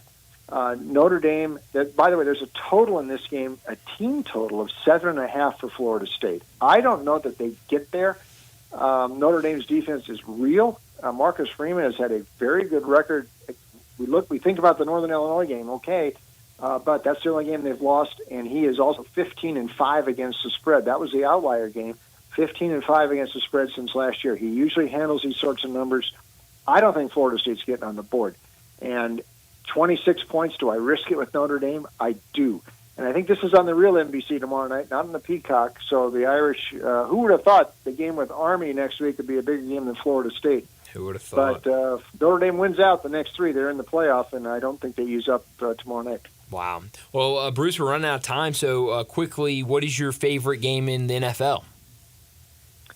The NFL, I'm going to take the Cardinals here against the Jets. I don't know why this game is around Pick'em, but we're seeing Arizona. The defense is coming around nice. What's the difference this year? Kyler Murray is healthy into November. The last few years, he's always been hurt late in the season or out. He's there. This team looks real to me, and we know the Jets. I don't trust them, so I'm going to take the Cardinals, the Big Red, down in Glendale on Sunday. I like it. Bruce, do you like anything in NBA or college basketball tonight or into the weekend? I am actually going to a doubleheader down the street from where I live. I can walk there in Henderson, Santa Clara and Arizona State, and UCLA, New Mexico. I'm going with both favorites. Santa Clara, Arizona State is on my go-against list right now. Yeah. And UCLA, I think, will get New Mexico as well. It's a new UCLA team with a lot of good transfers in there, so it's Santa Clara and UCLA for me tonight, and I will be there in person. I like it. Bruce, where can we find more of you? Thanks, Brian. Check me out online, VegasInsider.com. We have had a really good college hoop start this season, and we got some games tonight, including a couple of those I talked about and some others. And, of course, the football having a good run as well. VegasInsider.com. My picks are also up. You can read them at CBS Sportsline, Sportsline.com, and the new places with a little different twist, winsandwiners.com and picksandparlays.com. Bruce, as always, thanks so much for joining us. Enjoy the weekend. Enjoy that doubleheader tonight, and we'll talk to you again next Friday. Okay, boys. Thank you. Thanks, Bruce. Thank you. Bruce Marshall joining us from Vegas Insider. How about that? And 2 good games tonight. So Arizona State has not been fun to watch at all this season, even though they've only played like one game. Distance. Yeah, so he's going to have a really good time tonight. I'm going to be watching both those games and maybe trying to pick Bruce out in the crowd. Let's go ahead, get to a break. When we come back, an early First National Bank and Trust Friday football forecast. A reminder, anybody maybe just tuning in, we're out early today. Ole Miss basketball, their pregame for tonight's game against Grambling starts at 5:30, so can't get to our Friday football forecast at 5:30. We'll do that next on Sports Time. Start your day with Sports 56 Mornings with Greg Gaston and Eli Savoy. Weekday mornings from 7 to 10, right here on Sports 56 and 98.5 FM. Welcome to the Rendezvous. This is John Vergas. When my dad started the Rendezvous in 1948, I don't think anyone could have imagined we'd still be serving shoulder, cheese plates, and our world-famous dry rub ribs 75 years later. But we are still here in the basement, in an alley in downtown Memphis. We sincerely thank you for making the Rendezvous what it is today. Charlie Vergas Rendezvous, a legendary experience for over 75 years, whether you dine in, pick up, or ship across the country.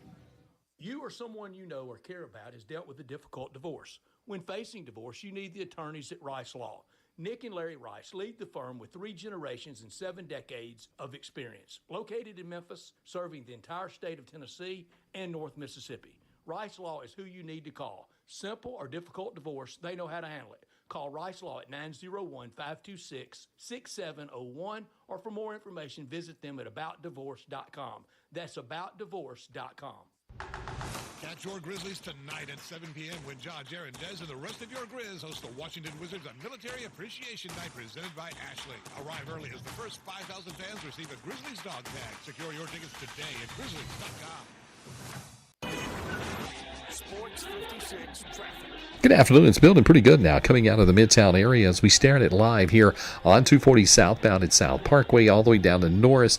They were moving some debris a few minutes ago on 240 East, right there near Mill Branch, where it's already starting to get heavy now in that area on 240 East from Mill Branch all the way out to 385 Bill Morris Parkway. Shop now and save before the holiday rush at Weimer's Jewelry, located 7525 Highway 64. Shop local this year and save a lot of money at Weimer's Jewelry. I'm Commander Chuck with your on-time traffic.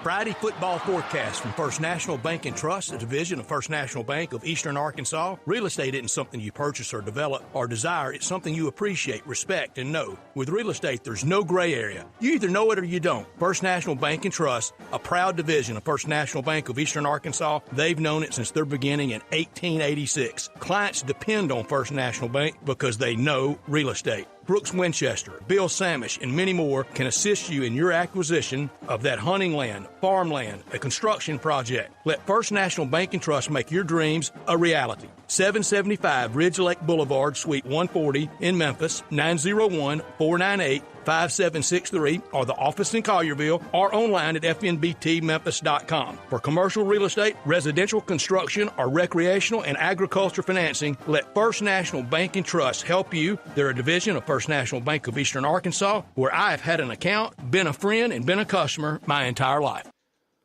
And at First National Bank and Trust, that proud division of First National Bank of Eastern Arkansas, you can count on this: customer confidence being the cornerstone. And on our Friday afternoon picks, here's something you can count on.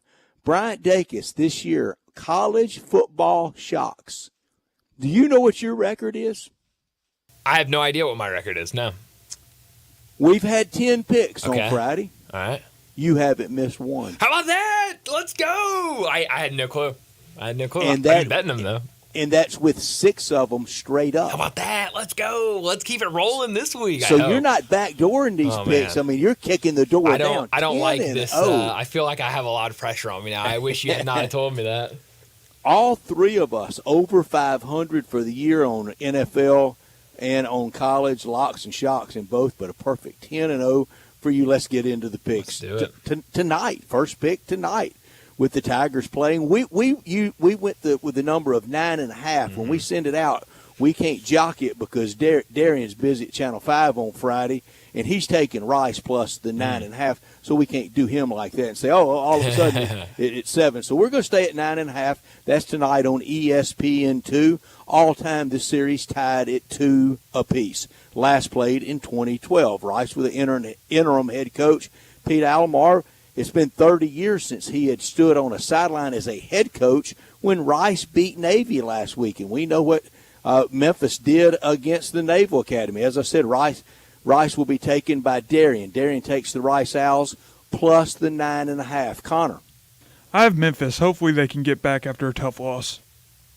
I'm the same thing. I think Memphis easily tonight. I think there's still a lot of pride in that program. It starts with Ryan Silverfield. He can't blink. He can't show any weakness to that team. Youngsters feed off that. I think he's got a good locker room. I think Memphis wins big. Memphis 45-10. Yeah, I'm going to take Memphis as well. I think, we hear a lot of the, when the university puts him out, kind of, Silverfield addressing the team. He's a very fiery guy. It feels like he's a guy that can motivate his team. And so I'm sure in that locker room tonight before that game starts, he's saying, this is a game for pride. This is a game to show everybody you're not going to, back down after losing last week. And so I think those guys will be ready to go at home. Hopefully it's a good crowd tonight. And, they'll give them a lot of energy behind them, and they can roll. I think they go out there and win really, really big. Yeah, I'll take Memphis tonight. And to any fans getting ready to make their way out to the Tiger game tonight, you're to be applauded. This is when you bow up, both as a player and as a fan. Tigers against Rice tonight. That game on ESPN2 we expect to start a little after 8 o'clock tomorrow morning. 11 o'clock on ABC. Texas minus 21.5 over Florida at DKR. Texas leads all time 2-0-1. Last meeting, though, 1940. Texas all-time 8-2-1 against the Florida schools. Texas defense allows fewest yards per play. 5 different games, they've had multiple interceptions this year. Sark and Billy Napier coached together on the Bama staff for Coach Nick Saban in 2016. 456 consecutive games that Florida has not been shut out, so can Texas put that bagel on them. Aiden Warner, the Florida quarterback, if DJ Lagway can't go, he transferred into Florida from, any guesses? Yale. Yeah, how about that? Yeah, Yale. Oh, Bulldog. That's right. Yeah. It was not pretty when he had to come in last week. Texas minus 21.5. I take Florida plus the points. Florida keeps it closer than that, just barely. I've got it Texas winning 31-13. Brian. I'm going to take Florida in this one. I wish we knew if DJ Lagway was playing, because I think if DJ Lagway plays, they cover this game. If he doesn't play after what I saw last week, I do not think they cover this game. I think Texas wins it easily. But I'm just going to go out there and hope that he gets out there and plays tonight or tomorrow. And so I'll go with Florida. We'll just, take a chance here. The Florida decision to stay with Billy Napier was as much to send the sign to DJ Lagway. 100%. We're expecting you to come back. 100%. and we're going to pay you well. Darian takes Florida. Connor, do you make it our first group lock of the day? I have Florida with How about hopefully that? DJ Lagway Yes, starting hopefully. at quarterback. Boy, it's scary to go into a game and bet on who the quarterback's going to be. It sure That quarterback is mighty important. Tomorrow at 2:30, two quarterbacks will be very important. Georgia minus 2.5 in Oxford against Ole Miss, where I am in the game. I'll be working tomorrow. Georgia leads all time 33-13-1. First Kirby Smart visit to Oxford since his first year as head coach of his beloved Dogs. Ole Miss won 45-14 that day in 2016. That was Hugh Freeze's really last big signature win at Ole Miss. Last year it was all Dogs, 52-17. When I was on upset alert, that was quickly dashed. I mean, you could just see the difference. Ole Miss tied or broke 13 different school records in the rout at Fayetteville against Arkansas last week. Lane Kiffin 25-3 in his last 28 at Vaught-Hemingway. Georgia 53-3 in its last 56 anywhere. 60 straight AP polls. Georgia's been in the top 10. Darian takes Ole Miss. Connor. I have Georgia. Georgia minus the 2.5. Bryant. I'm also going to take Georgia. I'm going to take Ole Miss. I went with it yesterday on Jocks at 12:30 yesterday on Jocks in Birmingham. I've done it a couple times already today in other places. Ole Miss straight up 35-17, not even close. Wow. Holy, Yeah, that would be a statement. It would be a statement that needs to be made. 6:30 on ABC. Alabama minus 3.5 at LSU. Bama leads all time 56-27-5 at Big Bad Tiger Stadium for everybody else in college football. It's not for Alabama. They're 29-10-2, but they did lose the last time they were there in 2022 in overtime. Just 5 losses for Bama at Tiger Stadium since 1971. College Game Day is there tomorrow. On the set will be a guy that built both programs. Nick Saban built LSU, and what he did at Alabama still really this year making even more remarkable. Kalen DeBoer in his first year at Alabama, but he's 14-3 in his career against top 25 teams. LSU 13-0 at night under Brian Kelly at Tiger Stadium. 17-1 overall with Brian Kelly as head coach at LSU. LSU linebacker Whit Weeks ranked second in the SEC in tackles per game. I'm going to take Alabama, and I don't feel great about it, but just the historical trend of it. I'm going to take Bama and lay the 3.5. Darian takes LSU. Connor. I have LSU. Bryant. I'm also taking LSU. I think this is a big one at home. Oh, man, it's going to be tough for Alabama. You know, if Nussmeier's slinging that thing around, yeah, I mean, I'll take LSU all day. They've got to protect him. If they hit him hard, man. he's not most quarterbacks aren't as effective because he doesn't have a lot of escapability. He has a little, but not a lot. Darian's college football lock is BYU laying the 2.5 over Utah. His college football shock is Duke plus the 3.5 at NC State. That's kind of in a backyard game right there. Connor, your lock and shock. My lock is Army minus 4 at North Texas, and my shock is Rutgers plus 6 versus Minnesota. Got to add the half point. We never push. So 4.5 and 6.5 for Army as your favorite, and Rutgers plus the 6.5 as your college football shock. Bryant. For my lock, I'm going to take Penn State minus 13.5 over Washington. I think Penn State's probably heard the noise this week of they're too high in the polls. They coming off a loss last week against Ohio State. I think they're going to want to make a statement, and so I think they beat Washington by 2 touchdowns. For my shock, how could you not go against Vanderbilt, or how could you not take Vanderbilt? I'll go with the Commodores plus 5.5 over South Carolina. It's a big one now that I know my record and how good I've been doing with these shocks, but I'll back Vandy in this one. I'm right there with you. Let's How go. can you not take those points? I'm with Vandy at plus 5.5. They have the better quarterback. They have the better coach. Mm-hmm. Oh, yeah, I'm with you. How about they that? have the better coach in Clark Lee, and my college football lock is Tennessee laying the 24.5 against Mississippi State. In the NFL, it starts early, but we're not picking that game. We're going to start at noon on CBS with Washington 2.5 over Pittsburgh. Washington leads all time 43-33-3. Mike Tomlin 26-6 versus rookie quarterbacks. That's straight up. Wow. That's not point spread, but 26-6 when he faces a rookie quarterback. This is a rookie quarterback against a 13-year veteran. No playoff win for the Steelers since 2016. None for the team in the swamp since 2005. Give me the Steelers on the road, straight up easily over Washington. Brian. Yeah, I'm gonna take Pittsburgh in this one as well. Love Mike Tomlin, and I heard another nugget about Pittsburgh. I can't remember what it was, but it was in their favor this morning that I heard. Someone told me that, so I'll take Pittsburgh. Before I knew that nugget, I was gonna take Pittsburgh. I just think Washington. They've won some good games, but I do love this Pittsburgh defense. Put some pressure on Jaden Daniels, and I think they can win this game. Darian takes Washington. Connor. I have the Steelers. So 3 Steeler pickers and 1 Washington picker. Sunday night football on NBC at 7:20. My team, my beloved Lions. I've been a lifetime 6-week Lions right. fan. Maybe 6 weeks makes maybe a 5 lifetime. weeks. I don't know. Maybe 6 weeks 5. seems like a lot. I kind of stretching it on 6. Thank you, Brian. You reeled me in really closer to 4. I was about to say, 6 is a lot.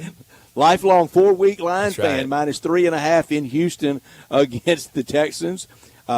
Slim all-time rivalry. Houston leads 4-1 because they were expansion franchise. First meeting was in 2004. Detroit, that's their only win in this matchup. David Carr that day against Joey Harrington. In Jared Goff's last 5 starts, he has 11 touchdown passes and only 17 incompletions. Wow. He's been great. Maybe league MVP. That's not talked about very much. Houston without Nico Collins and Stephon Diggs. 4th night game for C.J. Stroud already in his young career. He's 2-1 in those games. Darian takes Houston plus the 3.5, and I do as well against my Lions. I take Houston. Connor. I have the Lions getting another blowout. Ooh, okay. Blowout being called. Brian. I'm going to take the Lions as well. I've kind of gone against Dacus the Lions brothers, a couple of Drew Blanc, times. Dacus brothers. I just can't do it. I got to back. I mean, it's kind of like we talk about a couple of teams that it feels like you can't go against them. And until something happens, I just got to keep riding with the Lions. Can the Lions really win it all? I mean, they got a good team. Connor's shaking his head yes. I mean, it would that'd be up there with shockers of when the Saints did it. Oh, yeah. Oh, absolutely.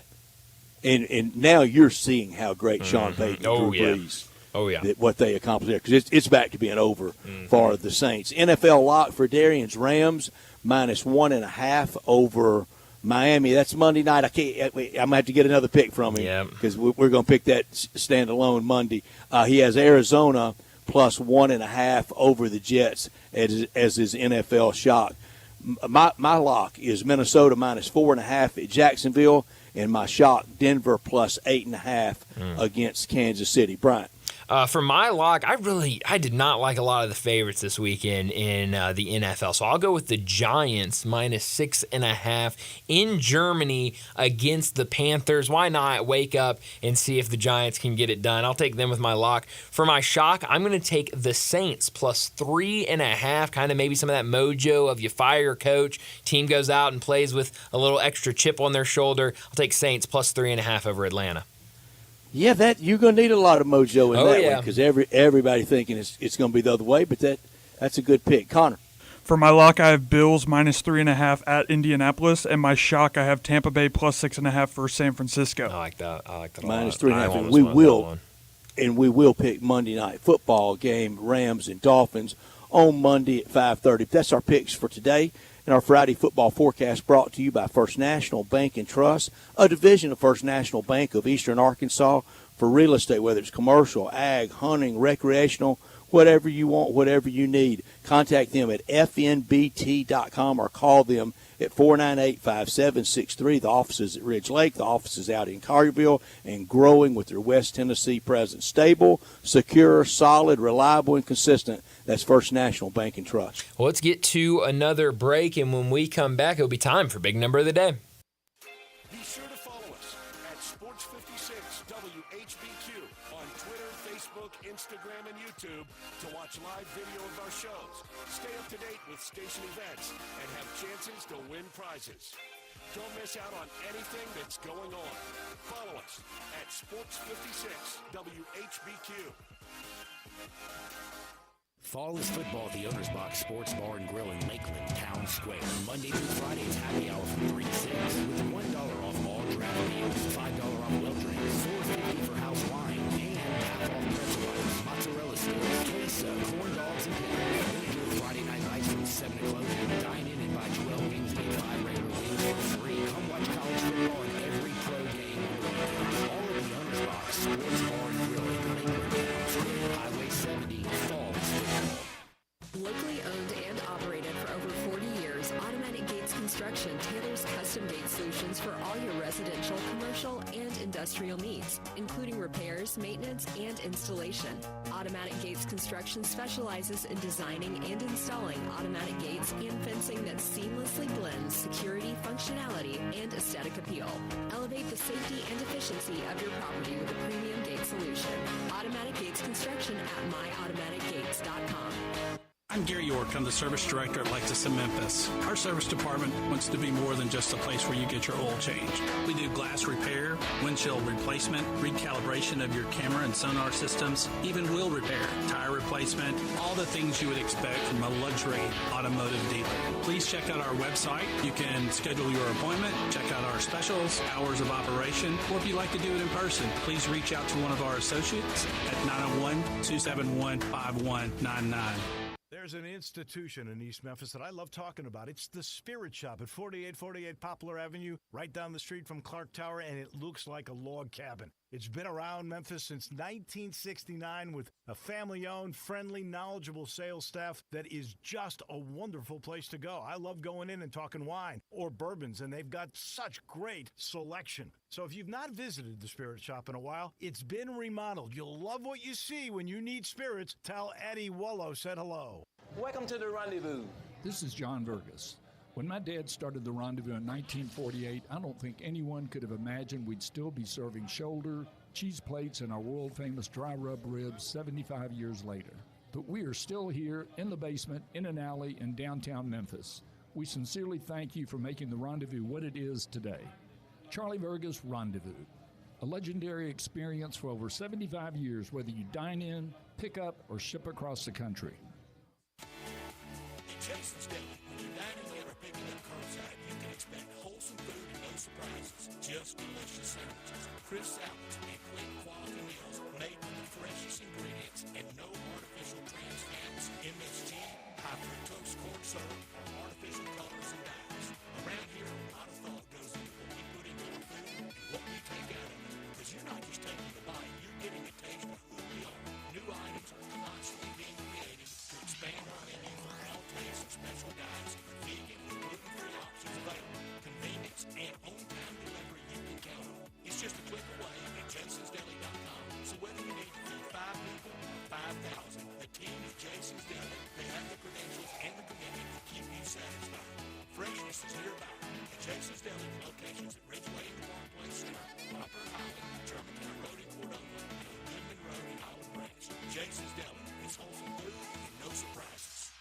Do you know one of the best things you can do for your employees or family's health? Provide Arctic Clear bottled water. Arctic Clear bottled water is your locally owned and operated bottled water provider. Arctic Clear is 100% natural spring water with free delivery and setup, dependable service, and no long-term contracts. An easy choice. Call Jeff Manus today, 901-382-2363, or visit arctic-clear.com. Arctic Clear bottled water. Call now, 382-2363.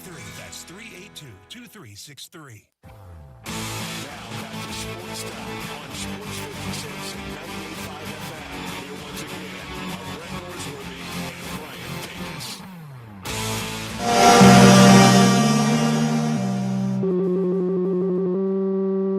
Big Daddy. Hello, Big Brand. It's a guy, he wants to be big, then he gets big, he doesn't want to be big anymore, then he gets small, but the suit's too big. Big Daddy. The big boy. You're a big guy. I think she's trying to pull a fast one on Big Daddy. The big number of the day. Well, Brett, my big number today is 102. Yesterday, I talked about the Golden State Warriors and the hot start they've had, and a handful of those games have been without Steph Curry, but they look like one of the better teams, one of the best teams in the NBA to start the season. The Warriors have outscored their opponents by 102 points on the road this season. It's the first time in NBA history that a team has a point differential of 100 or more points through their first 5 road games of the season. That's a big number. My big number tops it. I'm going to go with the big number of 6'11". 6'11". Brian, remember last year on kind of this Friday, I think it was actually a week later than this, but when I really thought Ole Miss had a chance to go between the hedges and upset Georgia. Yeah. That was silly, wasn't it? Yeah, it was. I mean, you know how many yards Ole Miss allowed that night? 611. Wow. Holy 611. It felt like 16,011. And that was the difference. That's what really inspired the Grove Collective and Lane Kiffin, that we got to build a team that can beat Georgia. And that's what this team was modeled really to do. So now we will see tomorrow. Ole Miss is not going to give up 611. I don't know how much. I don't know if they can give up 311 and beat Georgia tomorrow, but they sure can't give up 611. But this is the standard by which the SEC is really judged now, and that's the Georgia Bulldogs. No, it absolutely is. How about this, Brad? I've got another big number for you. This one off the top row, a breaking news big number maybe.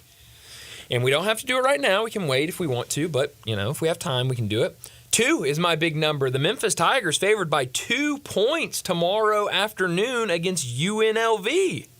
Well, let's do it right now. Tiger bankroll while it's fresh off the presses. Yeah. So we're going to go with Memphis -2. And, Brian, it's not that many games played, but Memphis and UNLV past is really colorful. Oh, yeah. It's had some big moments, and I mentioned that about Jerry Tarkanian. He was the heart and soul of that program. And anytime Memphis fans get down and maybe too self-critical about their program, UNLV did it with one coach. Yep. Memphis has had a lot more coaches and a lot more success than that. Yep. And I mentioned John Thompson at Georgetown. So this hadn't been a place where only 1 or 2 people could get it done in. So we'll go with 2 points.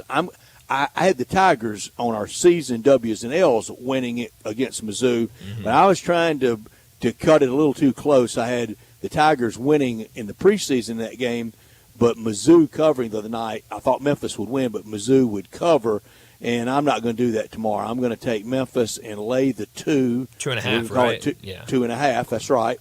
And I'm going to risk 25 on it. Okay. All right. I'll go next. I will take first road game for the Tigers. I'll take UNLV plus the 2.5. I had this game as a loss in my preseason predictions. I think it's going to be a good game. I think it's going to be a close game. But the shooting struggles, I think, could be there still tomorrow. I think that the Tigers, if they're on the road, if they get into a deficit like we saw them get into in their first game against Missouri at home, I think it's going to be a lot harder for them to climb out of that on the road. So I'll take UNLV plus that 2.5. I'll also put 25 on it. I'm still trying to feel this team out. Yeah, we're all a little bit scared. I went a little too big the other night. I had 75. You got there with a win for 15. Darian got there with a win for 50. And Connor got there with a win for 25. Connor, your pick on running Rebs against the Tigers tomorrow in Sin City. I have the Tigers -2.5, and I'm going to put 50 on it. Oh, all right. That's you'd be in the lead. I'll get Darian's off air, but that's it. So I have the Tigers -2.5. Brian has Vegas plus 2.5. I don't know. I don't want to be around you if that game goes the wrong way tomorrow, Brian. Why is that? Because I don't think you'll be a lot of fun with the Tigers how can they get there with Vegas covering? We're just winning by one, yeah. They or can two, win by two, yeah. They can win by a bucket, But you'll be a nervous wreck during. I will. But hey, I don't think you'll be worried about Tiger bankroll, will you? Probably not. just getting that win. There'll probably be a lot going on at 5:00 tomorrow. It's probably going to be juggling a lot going Tigers on one screen, football on another. I mean, it's the whole world will have changed by 5:00 sure tomorrow will. afternoon. And Connor, you got the Tigers laying the 2.5, 50. Again, I'll get Darian.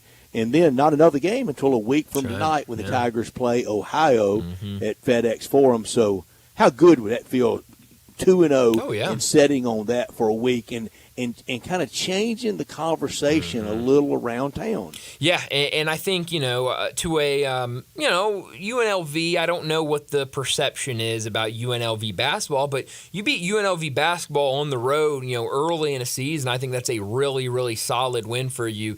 Same for Missouri. I know Missouri is, on this losing streak, but they brought in some talented players in the offseason. So if, Penny Hardaway and his team can be sitting 2-0 and, have a comeback win against Missouri, have a nice win on the road against UNLV, have that whole week to kind of work on things, get ready for Ohio, I think everyone's got to be really pleased with that. And everybody knows this. After you beat them, like the Tigers beat Missouri, if they beat UNLV tomorrow afternoon, go running Rebs and go Mizzou. Because everything they win after that just really, makes your resume look a lot better. Used to, a loss didn't mean anything. If you lost to them, it didn't matter what they did. Now, not as much in the net. Yeah, absolutely. But, I think last year we said it a lot, and it didn't really work out for the Tigers because, some of those teams, including Missouri, that they, beat, it didn't help them. But I do think UNLV is going to be a team, we talked last year about how good the Mountain West was. And, I think UNLV is going to be right back there in that mix in the Mountain West. That's going to be a really quality win if the Tigers can get it done tomorrow. That's going to be a win that I think you look back on, and it's really helping you. 2 years ago, A&M really helped. Got that early one against them, and they helped down the stretch. Last year, Mizzou was no help. No. It did not help at all. Well, let's go ahead and wrap up this hour and get to another break. When we come back, when we just got done making our picks for Tiger Bankroll, we'll stick with that topic and talk Tiger basketball with the Tiger basketball beat writer for the Commercial Appeal, Jason Munns. He joins us next.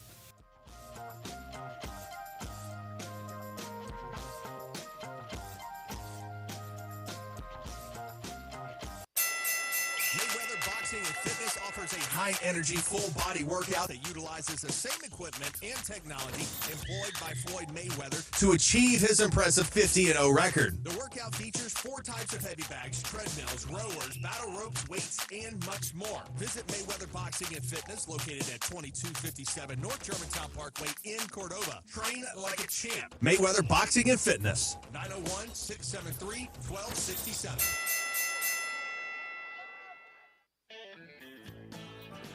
Hi, this is Troy Five Ash, owner of Five Ash Roofing. Did you know there are so many roofing companies in Memphis that I don't even know them all? So that begs the question, which one should you choose?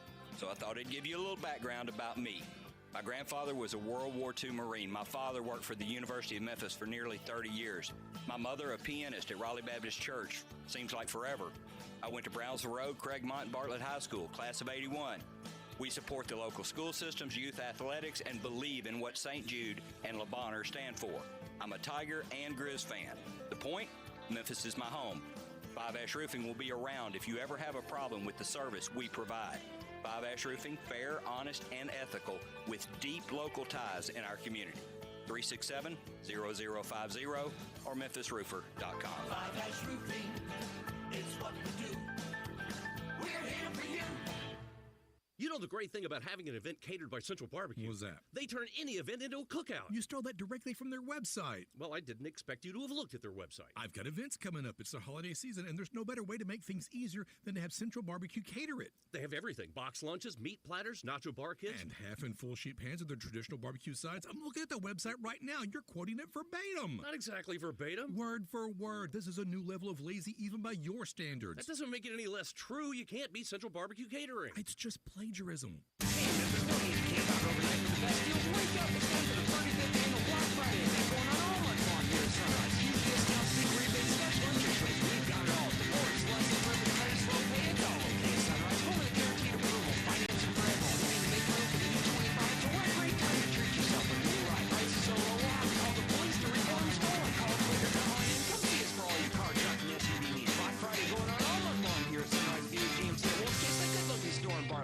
fun to buy a car.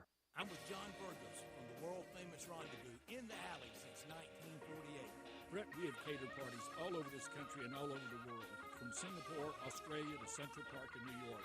But many people don't realize how much we do locally. For holiday events, office parties, tailgating, birthday parties, you can't do better than the Rendezvous. For example, you can get a cheese and sausage tray for 15 to 300 people for $3.75 per person. You can even build your own nacho bar for $10.50 per person. All you need is a minimum of 15 people. In many cases, we can arrange delivery and full-service catering. We've even made it easy to get to-go items. You can just park at our front door in the alley, put on your flashes, and we'll get you going ASAP. For all your catering items and prices, go to hogsfly.com, click on menu, and drop down to catering. Thank you, John.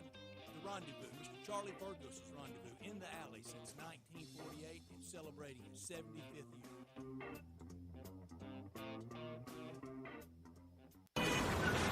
Sports 56 traffic.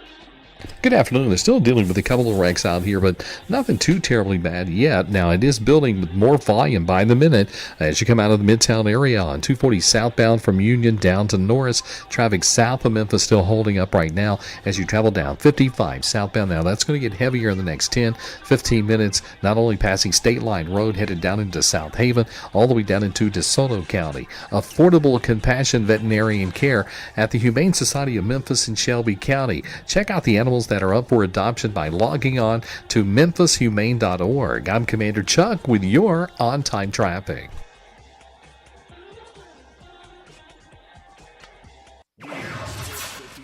WHBQ Memphis and W253DF Memphis with Greg Gaston and Eli Savoy.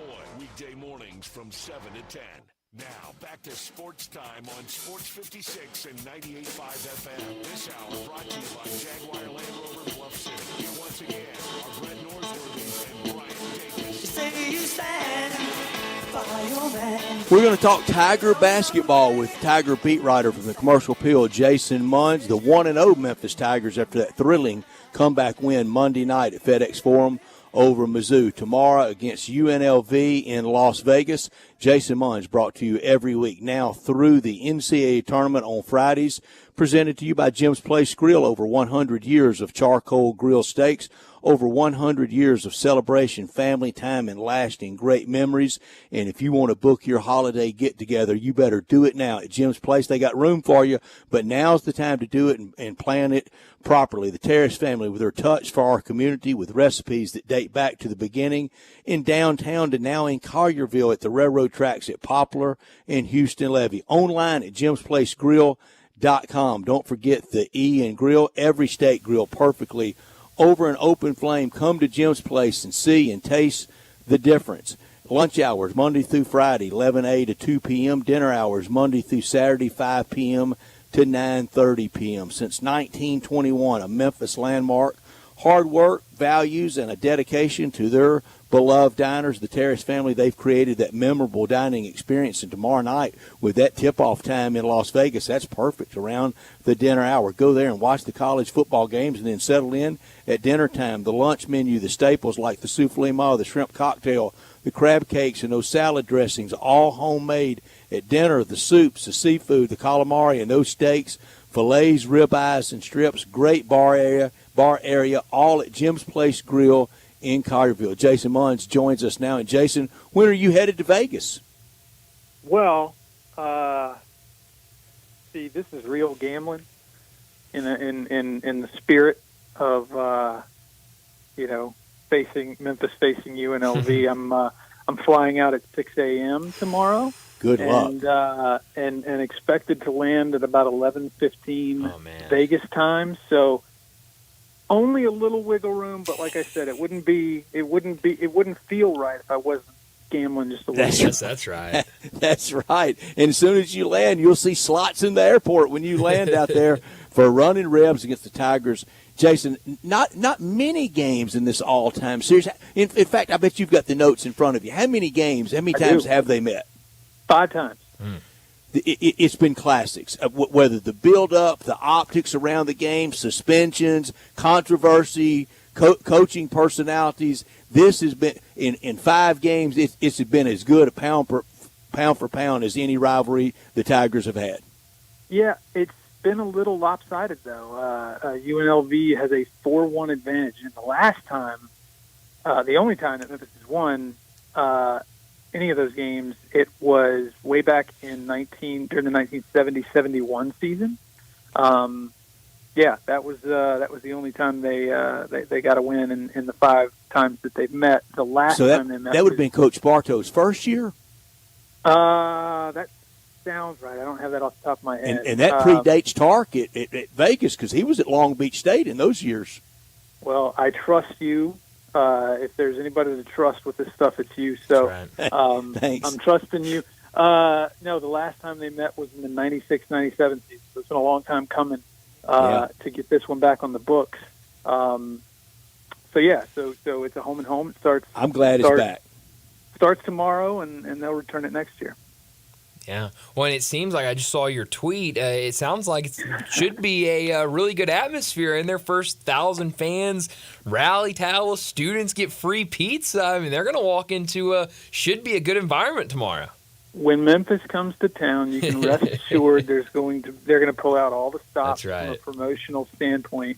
And this is no different. It's the very first game of the year, so why not walk into what UNLV, I'm sure, is hoping to be a good atmosphere, although I'm not overly confident. I've talked to people who have who are somewhat familiar with that program. It's an 18,000-seat arena, and it's going to feel even bigger because they just don't draw super well. So, I mean, we'll see. With Memphis coming to town, Penny and all that, who knows? But yeah, they're trying. They are trying. Yeah, and they should. Brian and I just talked about how much fun it would be for the Tigers to get that win and really have a week to sit on it and marinate on it, and for the university to enjoy it and publicize next Friday night's matchup against Ohio. Because a lot of people looking at the Memphis record, I don't know if many had 2-0. I did, but Monday night was kind of a white knuckler. It had a little bit in the first half, Jason, of oh no, here we go again. But it was not to be dreaded because the Tigers played great in the second half. They really, really did. As poorly as they played in the first half, because they did play very poorly in the first half. Like, that cannot be ignored. There was a good 8-ish minute stretch where it as bad as you think it could be, it was just empty possession after empty possession where it was just like it wasn't like the shots just weren't falling or it just wasn't your night. It was like it was bad. So but again, as bad as it looked in the first half, it was quite the opposite in the second half. They were able to the shots started falling. That enabled them to get into their press, and Missouri had no clue how to handle or I don't know if they didn't have a clue, but they didn't have the ability to endure the type of defense that Memphis started to play in that second half, and the rest is history. Memphis, I think they shot something like 57% in the second half compared to just 33% in the first half, and Missouri committed 3 turnovers in the first half. They committed 11 in the second half, and it really wasn't. It got to a point pretty quickly in the second half where it really wasn't like a game. It's like Memphis, came all the way back, and you almost, at least I did, halfway expected Missouri to at least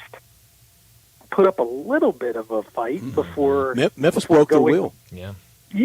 Like I expected at least a little bit more of a push from Missouri before they ended up, getting eventually getting kept down, but they didn't. It was all Memphis in that second half. Yeah. I think my favorite part from that game Monday night was, and I saw it from your Twitter and your story, Tyrese Hunter talking after the game about how he, in the locker room at halftime kind of rallied the guys and even kind of, individually pointed guys out. And, Musa, these little guards are getting buckets, in the paint. You should be, playing better defense, basically. PJ Haggerty, you only have 3 points. You're supposed to be our guy that, goes and gets points for us, and you're not doing that right now. And they responded to that. Last year's team did not have really a leader on it, and you don't bring anybody back. You bring one guy from last year's team. It feels like this team, one, could have some leaders in that locker room, and two, it seems like they're far more receptive than maybe what last year's team would have been to that criticism. The second part is really is hitting the nail on the head, and I actually wrote about this in the preseason. Like, that stuff from Tyrese Hunter that he talked about after the Missouri game started way before the Missouri game. Like, I was at Pro Day, and there was a inter squad scrimmage that they did after they did all their drill work and stuff for the scouts. They did an inter squad scrimmage, and at some point the reserves were beating the reserves ended up winning that scrimmage, but they were really kind of giving it to the starters in the beginning, and they called a timeout. And on the way to their respective benches, Tyrese Hunter kind of he really was dressing his guys down, his teammates down. And I think we talked to Nick Jourdain and somebody else afterward, and I asked Nick about it, and he was like, it's really not that there was a lack of people willing to speak up. It's that there was a lack of players on last year's team who were nobody wanted to listen. Right. Everybody wanted to talk. Nobody wanted to listen, and that is different this year. You still have somebody like Tyrese Hunter who is willing to get up in guys' faces, but nobody's taking it personally. There aren't any egos, and when we talked to Tyrese about it on Monday night, that's exactly what he said, almost word for word. There aren't any egos on this team, and that's a very, very good thing. If you can maintain that, if you can, after last season, nobody's counting any chickens after one game. You know what I mean? Like, let's see what, if you're doing that same sort of thing in January, if people are still receptive, or, if maybe you've lost a couple of games or 3 games in a row and you're still getting up. Yeah, exactly. So it is great right now. Guys are listening. Guys are open to constructive criticism. So that was as much a part of that game as anything, I thought. I know for a fact he's going to be a great influence, and I'll bet everything that Andre Turner's working a lot with the guards. There's nobody on earth that could talk to Keith Lee like Andre Turner could. I mean, he was one of the few that could go, "Hey, big fella, you're great and all, but get it in gear." Well, and that's, if you listen to what Tyrese Hunter said, that's what he did to Musa Cisse, and it worked. Musa, he was as much of a factor as anybody, I guess, outside of PJ Haggerty. He had 14 points with, I don't know the numbers in front of me, 6 or 7 rebounds and a block or 2. And I wrote this a week or 2 ago that I think that PJ Haggerty's probably going to be the team's best player, but I think Musa Cisse is going to be its most important player.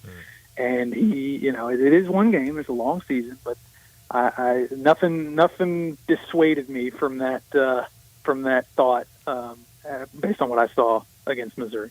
Yeah, absolutely. I mean, late in that game, he was fantastic and knocking down free throws. I mean, I think everything you wanted to see from him, you got from him. It feels like, and we've talked about this, it's nothing new from Monday night's game. It feels like shooting's going to be a issue with this team. You saw Missouri throw the zone at him early, and that gave Memphis some fits early in that first half. What did you see maybe in that second half, and how do you think this team goes in terms of shooting the ball? Well, they got comfortable, I think. Yeah. Memphis was able to it wasn't hitting shots, and the zone had a lot to do with that. What Missouri was playing, it was giving them fits, and they couldn't quite figure it out. But then once they kind of got their feet underneath them, and the ball did, the lid did finally come off a couple times in a row or whatever. I mean, I think there was a stretch there where they made 9 out of 11 baskets. And it was like once 1 or 2 went in, it gave them the opportunity to get into their press. They started creating turnovers, and that is the game that Memphis wants to play. And when they're able to play their type of game, everything else sort of falls into place.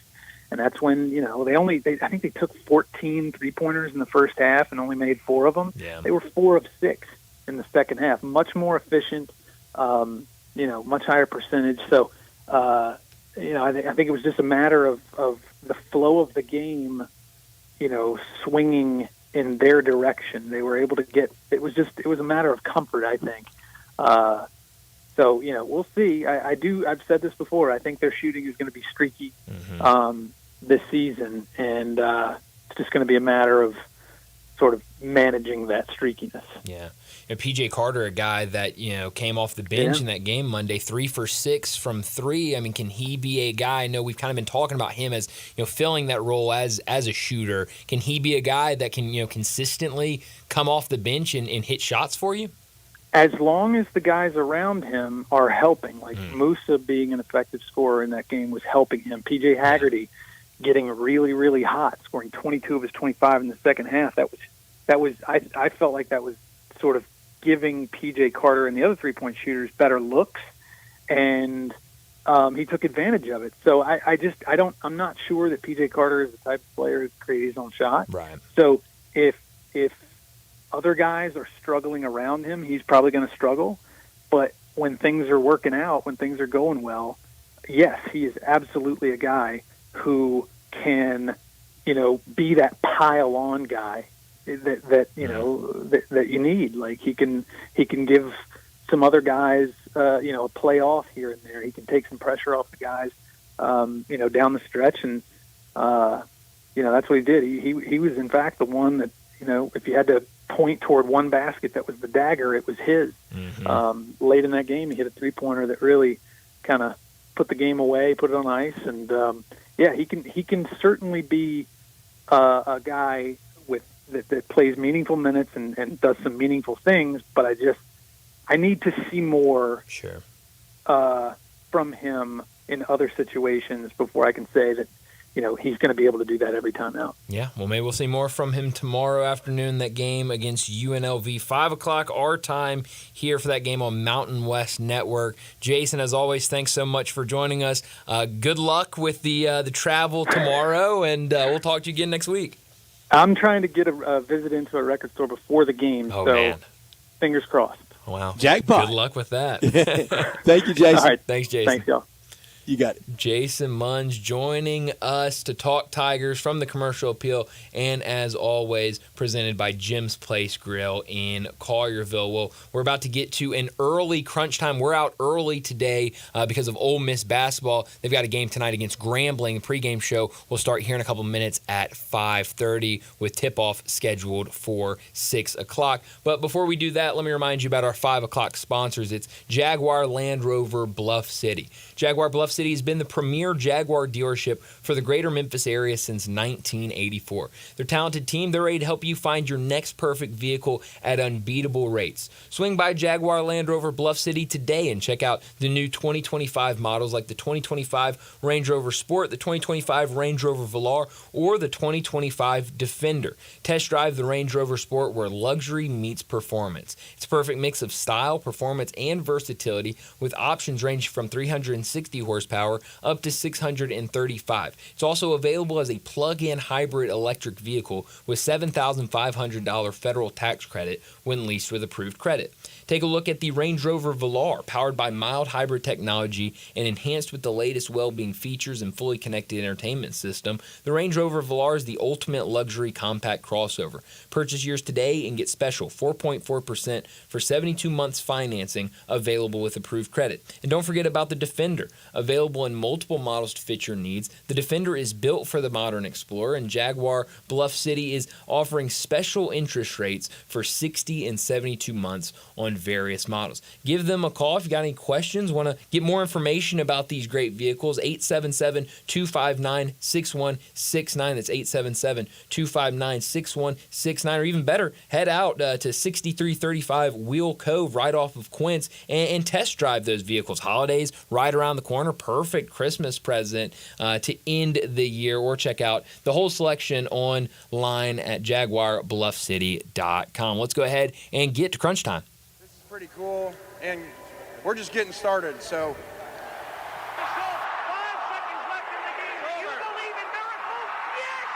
Spanning the globe. Go crazy, folks! Go crazy! This is for all the biggest crunch time. You are looking live. In your life have you seen anything like that? Goodbye! Hello, Haskins. It's obviously crunch time. Hammer, nail, coffin. This baby is over.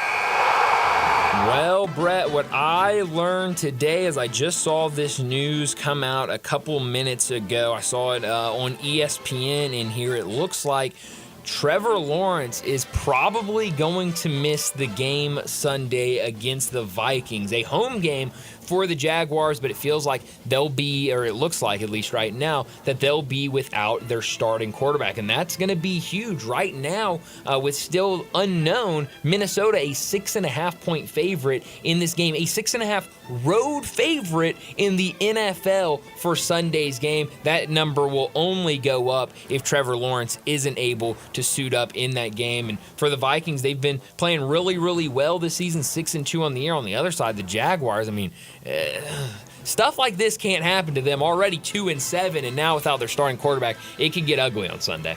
Yeah, Doug Peterson could be on the way out. It is looking and sounding better for DJ Lagway in college for a team in the state of Florida, and we were all wondering about that with our picks. What I learned today, I've known all week, Ole Miss and Georgia will be one in the trenches. It will be a point of attack, SEC football, O-line against D-line, big wins, maybe down in the mud. The quarterback must go down and must go down hard for both teams. Georgia's got to get after Dart. Ole Miss has got to get after Carson Beck. Defense is going to win this game. I don't care if the score ends up being 45-42. A defensive play will win this game. I think you're right. It's going to come on that defensive side of the ball. What I could have done without today, it's what a lot of people could do without today. The report from the Independent Florida Alligator, the student newspaper at Florida. Unbelievable job by those students. The headline, they've uncovered a lot in that athletics department. They sure have. But the title today reads, the headline today reads, UF basketball coach accused of sexual harassment and stalking. Todd Golden has just been there for a couple of years now after the tremendous job he did at San Francisco. Now, this whole story, you can go and read it. They did fantastic work. It does not look good for Todd Golden. Some of the stuff in here is just hard to read of what he's alleged of doing. Stalking, and a lot of this, it says in the story, was targeted toward current Florida students. So we'll see over the weekend and into next week if we get more information. But like I said, started with the student newspaper. Now pretty much every publication in the country talking about this story. Definitely not good after Florida won their second game of the season last night over Jacksonville.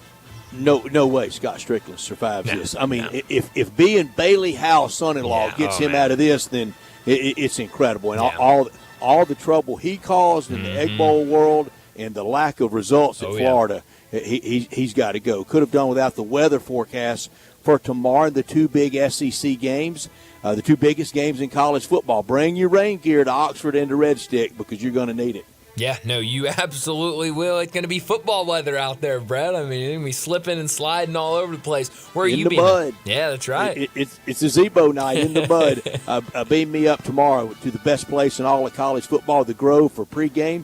We'll start on this radio station tomorrow at 12:30. Alongside Gary Darby, we'll kick at 2:30. Right here on Sports 56 and 98.5 FM with David Kellum calling all the action.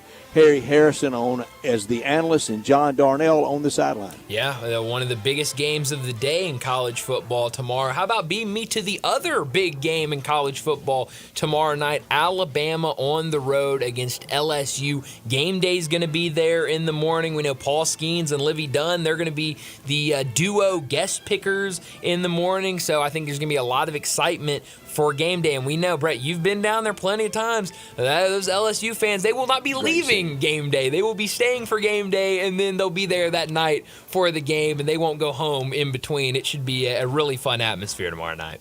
I don't really know when any of those people sleep. Well, that's a good question. I don't think they do. I think something down there, they're beautiful. In the bayou. I love going down there. Yeah.